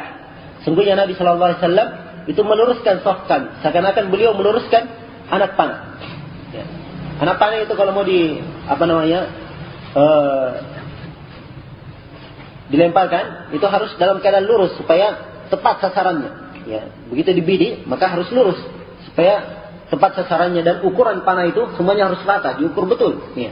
Nah, demikian pula Nabi, safnya betul-betul diukur, bagaikan meluruskan anak panah. Ya, meluruskan anak panah. Ini menunjukkan kesungguhan beliau di dalam meluruskan saf. Dan demikian harusnya ya, yang menjadi imam di masjid itu harusnya meluruskan saf dengan baik.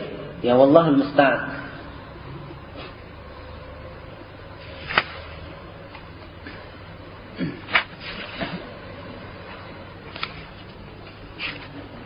Ya. Sekarang waktu sudah menunjukkan jam 11.30. Insyaallah taala kita lanjutkan nanti selepas salat Jumat sesegera mungkin. Sebab kita masih berada di pertengahan kitab. Ya. Masih di pertengahan kitab, belum selesai pembahasan. Wallahu musta'an. Subhanakallahumma bihamdik asyhadu an la ilaha illa anta astaghfiruka wa atubu ilaik. Walhamdulillahirabbil alamin. Bismillahirrahmanirrahim. Alhamdulillahirabbil alamin. Wal 'aqibatu lil muttaqin wala 'udwana illa 'alal zalimin. Wa asyhadu an la ilaha illallah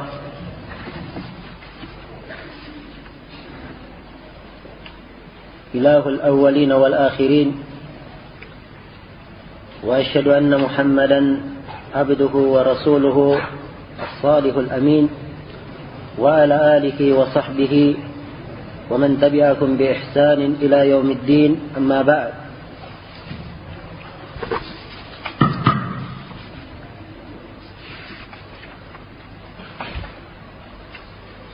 Kemudian dari kesalahan yang disebutkan oleh pengarang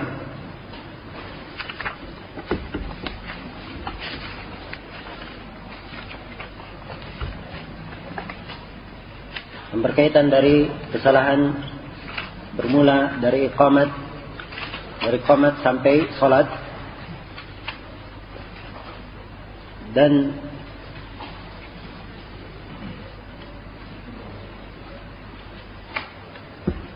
diterangkan di sini. Kata beliau, di antara kesalahan tersebut adalah imam yang mengimami salat itu mulai takbiratul ihram ketika muadzin pada saat qomatnya sampai di ucapan qad qamatis shalah. Begitu muadzin menggunakan atau mengucapkan qad qamatis shalah, imamnya langsung takbiratul ihram. Ini adalah perkara yang bid'ah dan mukhalafah dengan sunnah Nabi sallallahu alaihi wasallam. Sebab Nabi tidak langsung qamat, tapi beliau meluruskan shaf dulu, dan itu adalah tanggung jawab dia sebagai imam. Dan Nabi sallallahu alaihi wasallam bersabda, kullukum ra'in wa kullukum mas'ulun an ra'iyati. Setiap dari kalian adalah pemimpin, dan setiap dari kalian akan dibintai pertanggungjawaban akan kepemimpinannya. Dan di antara kesalahan sebagian imam masjid, tatkala salat dia hanya mengucapkan stau, luruskan, ya, tanpa memperhatikan keadaan shaf atau meluruskan, ya, memerintahkan apa yang terlalu mundur untuk maju, dan yang terlalu ke depan untuk mundur sedikit, sehingga shaf tersebut lurus. Atau ada shaf yang kosong, dia perintahkan supaya diisi. Adapun sekedar hanya mengucapkan stau, setelah itu balik kemudian takbir, dan tidak memeriksa kelurusan shaf, ini juga termasuk kesalahan yang terjadi pada orang-orang yang mengimami salat. Dan di antara kesalahan orang-orang yang mengimami salat ada tambahan-tambahan ucapan ketika meluruskan shaf, seperti stau sufufakum innallaha la yanzuru ila saffil a'waj. Sungguhnya Allah tidak melihat kepada shaf yang miring. Hadis ini tidak ada asalnya, ya, walaupun banyak hadis yang menunjukkan tentang wajibnya meluruskan shaf. Kemudian Di antara tambahan-tambahan juga yang kadang disebutkan oleh orang-orang istawu rahimakumullah, itu juga tidak ada dalilnya. Maka hendaknya seseorang di dalam meluruskan shaf itu berada di atas garis yang dituntunkan oleh Rasulullah sallallahu alaihi wasallam. Dan di antara kesalahan pada orang-orang yang berjamaah, kalau makmumnya cuma satu orang, maka dia mundur dari imamnya sejarak satu jengkal atau sejarak yang lebih panjang sedikit. Seperti yang kita biasa lihat pada sebagian orang. Kalau dia sholat, imamnya dia cuma berdua, maka imamnya di depan dan makmumnya berjarak satu jengkal lagi di belakangnya, di samping kanannya. Dan ini kesalahan. Ya, sebab dalam hadits Nabi sallallahu alaihi wasallam yang sangat banyak itu disebutkan dengan kalimat di samping bihidaihi, sejajar dengannya, sawaan, persis. Ya. Karena itulah Imam Al-Bukhari dalam sahihnya ketika akan membawakan hadits-hadits, beliau beri judul bab, kata beliau bab yaqumu an yaminil imam bihidaihi sawaan idza kana itsnain. Bab seorang berdiri di samping imamnya persis sejajar dengan imamnya apabila dua orang. Ya, maka yang benarnya kalau makmumnya cuma satu, cuma dia saja, dia sholatnya cuma berdua, imam dan makmum satu orang, maka bersofnya sejajar persis. Ya. Tidak mundur makmumnya satu langkah atau tidak mundur satu jengkal. Ya, tidak ada semua itu dalam sunnah. Yang ada makmumnya berada persis di sampingnya, sejajar dengan imam.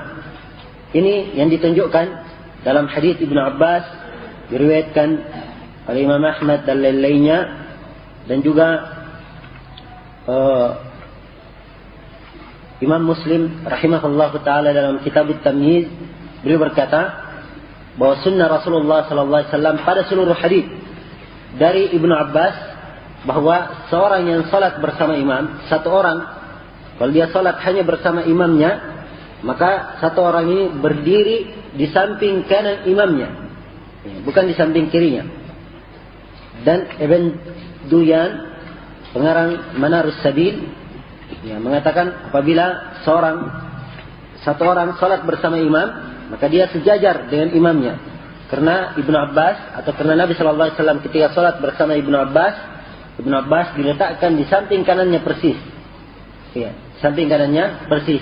Karena itulah apa yang dilakukan oleh sebagian orang, ya, mundur sejengkal atau mundur selangkah, ini semua dari perkara-perkara yang tidak ada dalilnya. Perkara yang tidak ada dalilnya. Menjaga kelurusan shaf itu berlaku kalau dia salat dua orang dan berlaku kalau dia salat tiga orang. Ya. Kalau dia dua orang, shaf bersama imamnya dia jaga. Kalau tiga orang, maka dua orangnya ke belakang dan dia jaga, dua orang makmumnya sama-sama menjaga kelurusan shaf. Ya. Kalau lebih dari dua dan seterusnya, tetap menjaga kelurusan shaf.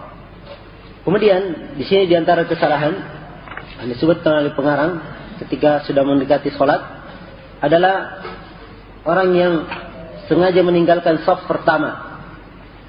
Sengaja meninggalkan shaf pertama, dan juga kesalahan yang lain, ya, adanya orang-orang yang bukan ulil nuha di belakang imam. Juga dua kesalahan di sini. Adapun masalah meninggalkan shaf yang pertama, ini artinya dia telah meninggalkan suatu keutamaan yang besar. Yang Nabi sallallahu alaihi wasallam bersabda dalam hadits Abu Hurairah yang diriwayatkan oleh Imam Al-Bukhari dan Imam Muslim, "Lau ya'lamun nasu ma fi an-nida'i was-saff al-awwal thumma lam yajidu illa an yastahimu 'alaihi lastahamu." Andai kata manusia mengetahui betapa besarnya pahala pada adzan dan betapa besarnya pahala di shaf pertama, dan mereka tidak mampu untuk mendapatkan itu tadi kecuali dengan berdesak-desakan, niscaya mereka akan berdesak-desakan setelah mengetahui betapa besarnya pahalanya itu. Ya. Dan dalam satu riwayat, andai kata harus diundi, ya, untuk mendapatkan shaf pertama itu, maka mereka pasti ingin mendapatkannya.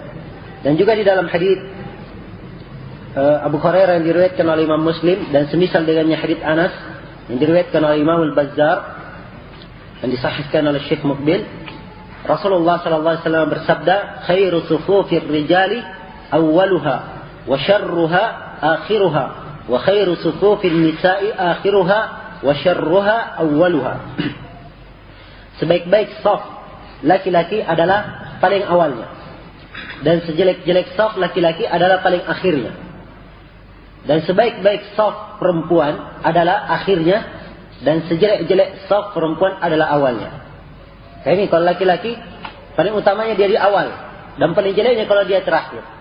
Kalau perempuan sebaliknya, ya, paling utamanya dia di belakang, yang makin belakang dia makin afdal.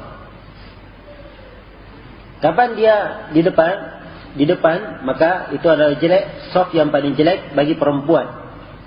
Iya. Dan banyak lagi hadits yang semisal dengan ini menunjukkan bahwa seorang hendaknya bersemangat untuk mendapatkan saf yang awal dan mendapatkan keutamaan-keutamaan.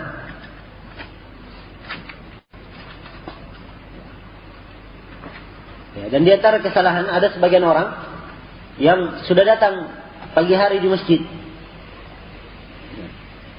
Dia lebih cepat daripada yang lainnya datang. Tapi dia tidak duduk di saf awal. Duduknya di tempat yang ada tiangnya dia sandar. Ya. Atau di tempat-tempat yang biasa dia duduk. Bukan di saf awal. Dan ini kesalahan lain. Ini kadang banyak terjadi pada salat Jumat. Nah, berhubung karena dia biasanya di situ, ya, bersama teman-temannya, atau memang ada tempat duduknya, akhirnya dia duduk di situ dan ketinggalan keutamaan. Ya. Dan orang yang seperti ini lebih bahaya sebenarnya, sebab Nabi sallallahu alaihi wasallam dalam hadits Abu Sa'id Al-Khudri yang diriwayatkan oleh Imam Muslim, beliau memperingatkan tentang tidak bolehnya terakhir atau tidak bolehnya terlambat dari shaf. Ya. Dan Nabi ketika melihat para sahabatnya terlambat untuk mengisi shaf, maka Nabi sallallahu alaihi wasallam berkata, "Taqaddamu fa'tammu bi wal ya'tamna bikum man ba'dakum wa la qaumun yata'akhkharuna hatta yu'akhkhiruhumullah." Ya. Kata beliau, "Ke depanlah kalian dan ikutlah kalian di belakangku.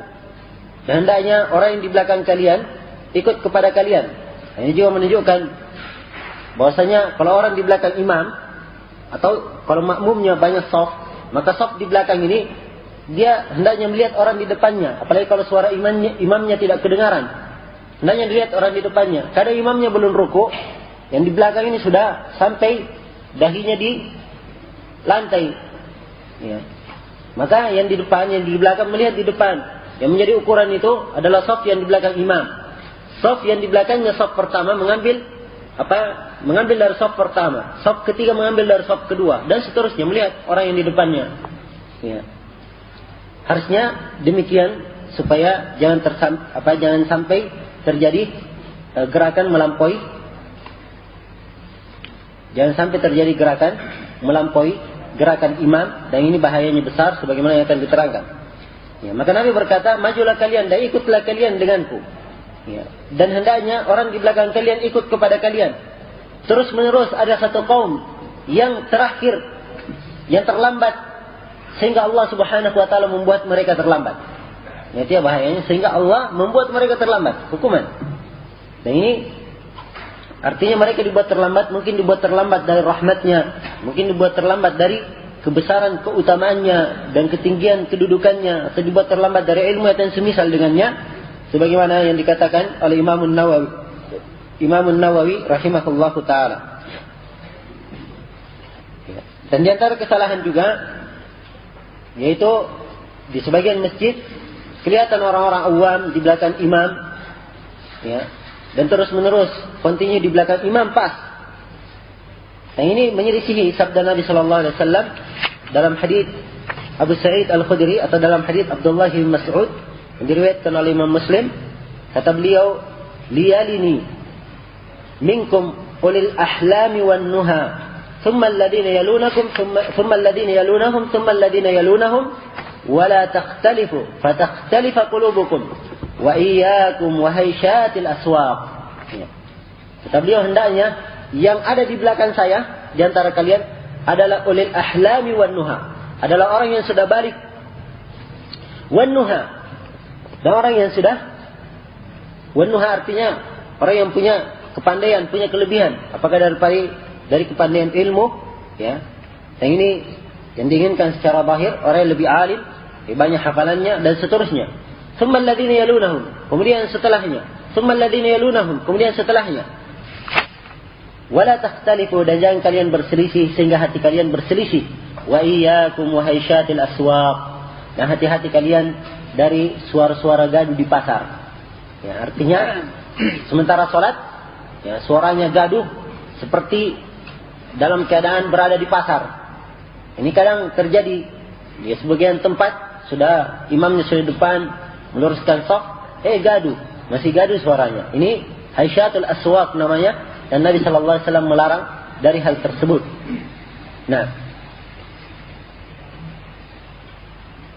ya, dan pernah Ubay bin Ka'ab radhiyallahu taala anhu, beliau pernah salat. Ya. Maka Qais bin Al-Abbad yang menceritakan kisah ini, katanya saya berada di Madinah dan waktu itu saya di shaf paling depan dan saya salat, sudah berdiri salat ini. Maka tiba-tiba ada orang dari belakang menarik saya. Ya. Kemudian saya disingkirkan, kemudian ditempatkan di tempat dia. Kemudian saya setelah itu, kemudian dia menempati tempat saya. Maka tak kala selesai, ternyata saya lihat orang itu adalah Ubay bin Ka'ab. Ya, Ubay bin Ka'ab. Kata beliau, wahai anak muda, ya, janganlah engkau menjadi jelek. Sungguhnya ini yang kami dapatkan di zaman Nabi sallallahu alaihi wasallam, bahwa kami yang berada di belakang beliau. Ya, sebab Ubay bin Ka'ab itu adalah ahli qiraat Nabi sallallahu alaihi wasallam, orang yang paling di antara para sahabat yang paling jago membaca Al-Qur'an. Sehingga Nabi memerintahkan kepada beberapa orang yang dijadikan rujukan membaca Al-Qur'an, di antaranya Ubay bin Ka'ab. Ya. Dan pernah suatu hari Nabi sallallahu alaihi wasallam lupa sebagian ayat, ya, agak samar sebagian ayat, dan Ubay bin Ka'ab diam. Maka setelah Nabi sallallahu alaihi wasallam selesai dan keluar dan ia melihat Ubay bin Ka'ab, kemudian dia tanya, "Kamu tadi ada waktu salat?" Katanya, "Iya Rasul, saya ada." "Kenapa kamu tidak tegur atau tidak kamu ingatkan?" Ya. Maka ini menunjukkan bahwa beliau ini memang menjadi rujukan Rasulullah sallallahu alaihi wasallam dan dipercayai akan hafalannya. Ya, maka orang-orang yang lebih pantas atau lebih berhak, dia hendaknya diletakkan atau hendaknya ia berada di shaf yang paling depan. Kemudian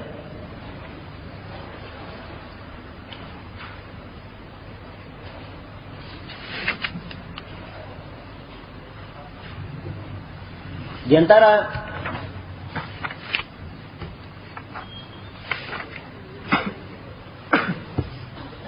di sini disebutkan juga tentang masalah shaf yang paling baiknya di mana. Dan dalam hadits Bara' bin Azib dikatakan, kami kalau salat bersama Nabi sallallahu alaihi wasallam, kami senang berada di samping kanan beliau. Ya, dan dalam hadits dikatakan, dan haditsnya ini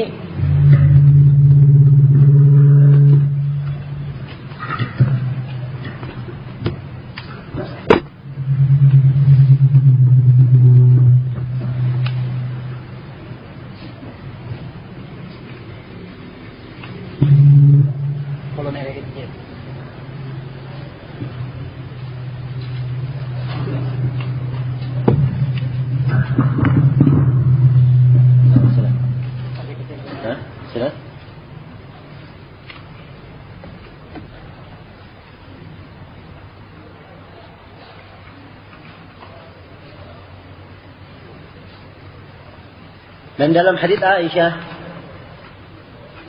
Nabi sallallahu alaihi wasallam bersabda, nah hadits ini diriwayatkan oleh Imam Abu Daud dan dihasankan di sini oleh pengarang, "Innallaha wa malaikatahu yusalluna ala mayaminis sufuf." Sungguhnya Allah dan para malaikatnya memberikan salawat kepada saf-saf yang di kanan. Maka karena itulah disebutkan oleh pengarang bahwasanya imam yang memerintahkan makmumnya untuk meluruskan shaf atau menyeimbangkan shaf tatkala mereka ke arah kanan semua, ini adalah perkara yang salah. Dan beliau bawakan fatwa dari Syekh bin Baz rahimahullahu taala. Wala kulli hal, tentang salat di sebelah kanan itu mempunyai keutamaan, tapi kalau misalnya diperintahkan untuk diluruskan dan ditegakkan, juga saya kira itu adalah perkara yang tidak apa-apa, sebab dalam satu hadis Nabi sallallahu alaihi wasallam kalau mengimami, beliau berada di tengah-tengah. Beliau berada di tengah-tengah. Ini menunjukkan bahwa utamanya imam itu berada di tengah-tengah shaf. Ya, berada di tengah-tengah shaf, wallahu taala alam. Kemudian di antara kesalahan orang-orang yang dalam pengaturan jamaah itu kadang dijadikan anak-anak kecil di shaf tersendiri di belakang laki-laki. Ya. Nah, ini juga kesalahan. Sebab tidak boleh dibedakan antara shaf anak kecil dengan shafnya laki-laki yang dewasa. Anak kecil tetap bersama shaf laki-laki supaya mereka terbiasa ya dengan shaf yang benar sehingga serius salatnya. Kalau dia sama-sama anak kecil akan main-main nanti dan gaduh. Ya. Itu yang pertama. Kemudian yang kedua, tidak ada dalil yang sahih menunjukkan adanya ketentuan seperti itu. Ada memang hadits-hadits, tapi hadits-haditsnya lemah. Hadits-haditsnya lemah. Ya. Jadi tidak ada dalil yang menunjukkan bahwasanya anak kecil dibuat shaf sendiri. Kalau perempuan dibuat shaf sendiri, iya memang. Ya, itu dalam hadits yang diriwayatkan oleh Anas bin Malik, ya, dalam riwayat Bukhari Muslim. Itu ada dalilnya. Dan disebutkan juga di sini oleh pengarang, di antara kesalahan lain ketika salat sudah mau dikumandangkan, yaitu adanya orang-orang yang salat di shaf-shaf yang terputus. Nah ini, shaf-shaf yang terputus yang diinginkan di sini salat antara dua tiang. Ya, kalau dia salat antara dua tiang, diperantarai dengan tiang, itu salatnya terputus. Atau pada sebagian masjid misalnya punya mimbarnya sangat panjang ke depan, ya akhirnya shaf pertama itu terputus oleh mimbar. Ini juga termasuk kesalahan. Ya, termasuk kesalahan dalam salat. Dan dalam hadis Qurra bin Iyas yang diriwayatkan oleh Abu Dawud At-Tayalisi, Ibnu Khuzaimah, Ibnu Majah, Ibnu Hibban, Al-Hakim Al-Baihaqi dan lain-lainnya, beliau berkata, "Kunna nunha an nasuffa baina as-sawari ala ahdi Rasulullah sallallahu alaihi wasallam wa nutradu anha tarda." Ya, katanya kami dilarang bersaf di antara as-sawari, di antara tiang-tiang di zaman Nabi sallallahu alaihi wasallam, dan kami diusir dari tempat itu dengan usiran yang keras. Ya, cuman kalimat diusir dengan usiran yang keras ini nggak bisa dipertanggungjawabkan kesahihannya, sebab dari jalan ini ada rawi yang mastur. Tapi kalau secara umum larangan salat antara dua tiang atau antara tiang-tiang memang haditsnya sahih secara keseluruhan. Dan juga dari jalan yang lain dari Abdul Hamid ibn Mahmud, beliau berkata, saya bersalat bersama Anas bin Malik pada hari Jumat, maka Anas mendorong kami dari antara tiang-tiang, maka kami pun maju dan kami mundur. Ya. Kemudian Anas berkata, "Kunna nattaqi hada ala ahdi Rasulillah sallallahu alaihi wasallam." Kata Anas, kami menjaga hal ini, jangan sampai jatuh dalam perkara ini pada zaman Nabi sallallahu alaihi wasallam. Banyak dalil yang menunjukkan bahwasanya salat antara dua tiang itu hukumnya makruh. Karena itulah yang perlu diingat bahwasanya masjid-masjid sekarang yang kebanyakannya menggunakan sistem pembangunan dengan menggunakan tiang, ya, maka pada saat salat hendaknya dia jangan salat di antara dua tiang. Misalnya sekarang tempat kita ini imamnya berada di sini misalnya, dan di belakang imam ini mencukupi sampai 4 shaf, ya, sampai ke tiang berikutnya 4 shaf. Shaf kelima itu mungkin antara dua tiang, Ya, mungkin antara dua tiang. Maka saf kelima sepanjang masih luas di belakang, dia jangan bikin saf di tiang, tapi dia mundur ke belakang tiang, bikin saf kelima di situ. Ya, jangan sampai ada saf yang terputus oleh tiang atau terputus oleh mimbar. Demikian pula kalau misalnya di masjid tersebut mimbarnya panjang, maka harusnya imamnya mundur. Ya. Imamnya mundur sehingga saf pertama tidak terputus. Dan ini dari tanggung jawab imam. Dia harus menjaganya dan juga makmum. Ya. Apabila datang harus pandai ya, melihat saf. Ya, jangan asal ngisi saja. Ya. Dan ini termasuk perkara yang perlu diperhatikan dan banyak sekali terjadi kesalahan seputar masalah ini. Ya, khususnya di masjid-masjid yang besar, yang banyak tiangnya. Ini menyebabkan banyak keterputusan. Ya, kecuali kalau memang masjidnya sudah penuh dan tidak ada tempat lain lagi kecuali antara dua tiang, nah, maka di situ baru datang bolehnya sebab darurat. Sekarang darurat, tidak ada tempat lain lagi daripada dia sholat di luar. Ya, itu lebih parah lagi. Ya, atau lebih parah lagi walaupun terhitung sholat berjamaah, walaupun terhitung sholat jamaah sebab tidak ada tempat lagi. Khususnya pada sholat Jumat, yang masjidnya tidak penuh, ada orang yang sholat di luar dan seterusnya, sholatnya syah, tapi ya lebih utama kalau dia dalam masjid antara dua tiang, itu lebih utama. Kalau memang sudah penuh, ya kalau memang sudah penuh, ya demikian. Maka sebagai kesimpulan, sholat antara dua tiang itu hukumnya makruh kalau tidak ada keperluan dan bukan mendesak, ya dan bukan mendesak. Karena itu hendaknya dijauhi. Kemudian kesalahan berikutnya. Ini kesalahan sebagian imam. Ya, kalau sudah mau sholat, dia tinggal dulu lama tafakkur. Ya. Dan ini akibat berbagai macam bidah yang ada padanya. Kadang niatnya diulang-ulang. Ya, ada yang kadang menghadirkan konsentrasi katanya. Ya. Dan ada yang menghadirkan sesuatu di hatinya. Ya, dan lain-lainnya. Dari khurafat yang tidak pernah dikerjakan oleh Nabi Sallallahu Alaihi Wasallam dan para sahabatnya. Iya. Dan telah disebutkan tadi tentang kesalahan para imam yang menambah tiga membenarkan shaf, ya, atau perkataan para makmum ketika mendengar imam mengatakan sawu sufufakum, imam berkata stau. Ya, makmumnya ada menjawab sami'na wa ata'na ghufranaka rabbana wa ilaikal masir. Ya. Atau ada yang menambah Allah Akbar kabir wa ana bika mustajir. Atau ada yang menambah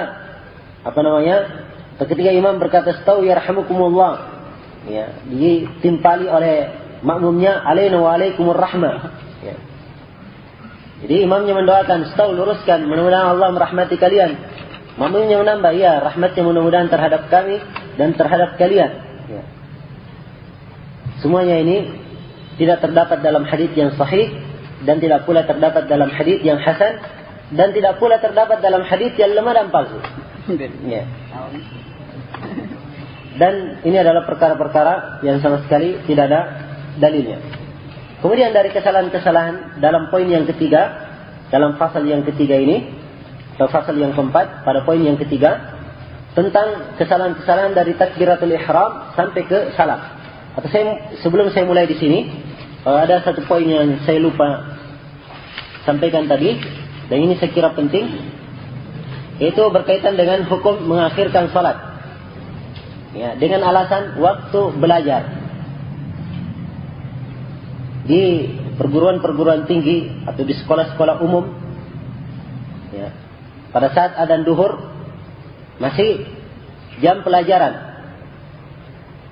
Ya, sebagian orang mengakhirkan salat, nanti setelah belajar baru pergi salat, tidak salat di awal waktu.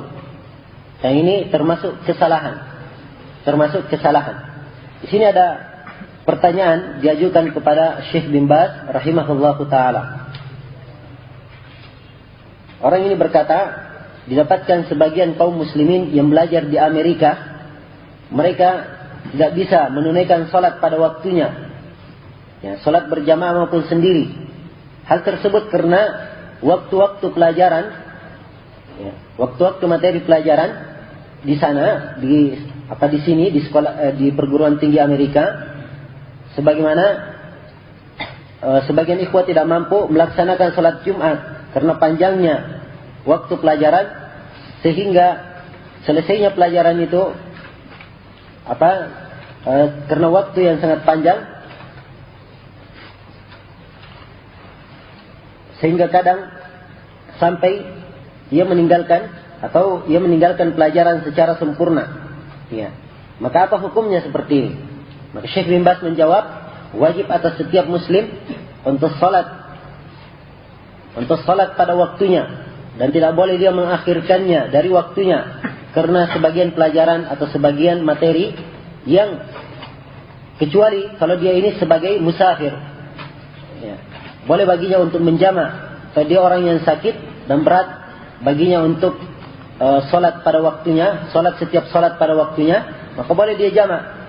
Kemudian kata Syekh bin Baz, adapun kamu wahai penanya dan orang-orang yang semisal dengan kamu, ya, kalian tidak mempunyai hukum musafir karena kalian telah berazam untuk tinggal pada waktu yang sangat panjang, ya. Dan seorang musafir kapan dia berniat untuk tinggal lebih dari 4 hari, maka dia harus salat mukim 4 rakaat. Salat sempurna 4 rakaat, tidak boleh menjamak menurut jumhurul ulama. Maka yang wajib bagi setiap muslim di semua tempat, kata Syekh bin Baz, hendaknya dia muraqabah, merasa diawasi oleh Allah Subhanahu wa taala. Dan hendaknya dia salat pada waktunya, salat berjamaah, dan hendaknya berhati-hati, bergampangan dalam hal ini, dan beringan-ringan dalam menjamak salat tanpa udzur yang disyariatkan. Dan hendaknya dia salat Jumat bersama kaum muslimin apabila pada tempat tersebut ada salat Jumat, dan tidak boleh dia bergampangan. Mudah-mudahan Allah memberi taufik kepada seluruh kaum muslimin untuk tafaqquh dalam agama dan tetap di atasnya. Sungguhnya dia Allah Maha mendengar lagi Maha dekat. Ya. Dan beliau juga ditanya tentang hukum mengakhirkan salat karena ada waktu atau pada jam kerja katanya. Ya. Syekh bin Baz ditanya apa hukumnya? Ya, atau orang ini bertanya, katanya kebanyakannya saya luput salat asar. Dan saya salat asar di rumah. Itu karena banyaknya pekerjaan saya, dan pekerjaan saya tidak berhenti kecuali tatkala adzan asar. Ya, dan saya keluar dari pekerjaan dan saya dalam keadaan capek. Dan saya tidak punya waktu untuk istirahat dan makan, dan saya tidak mampu untuk salat pada waktunya. Apakah boleh bagi saya salat di rumah dan mengakhirkan salat dari waktunya?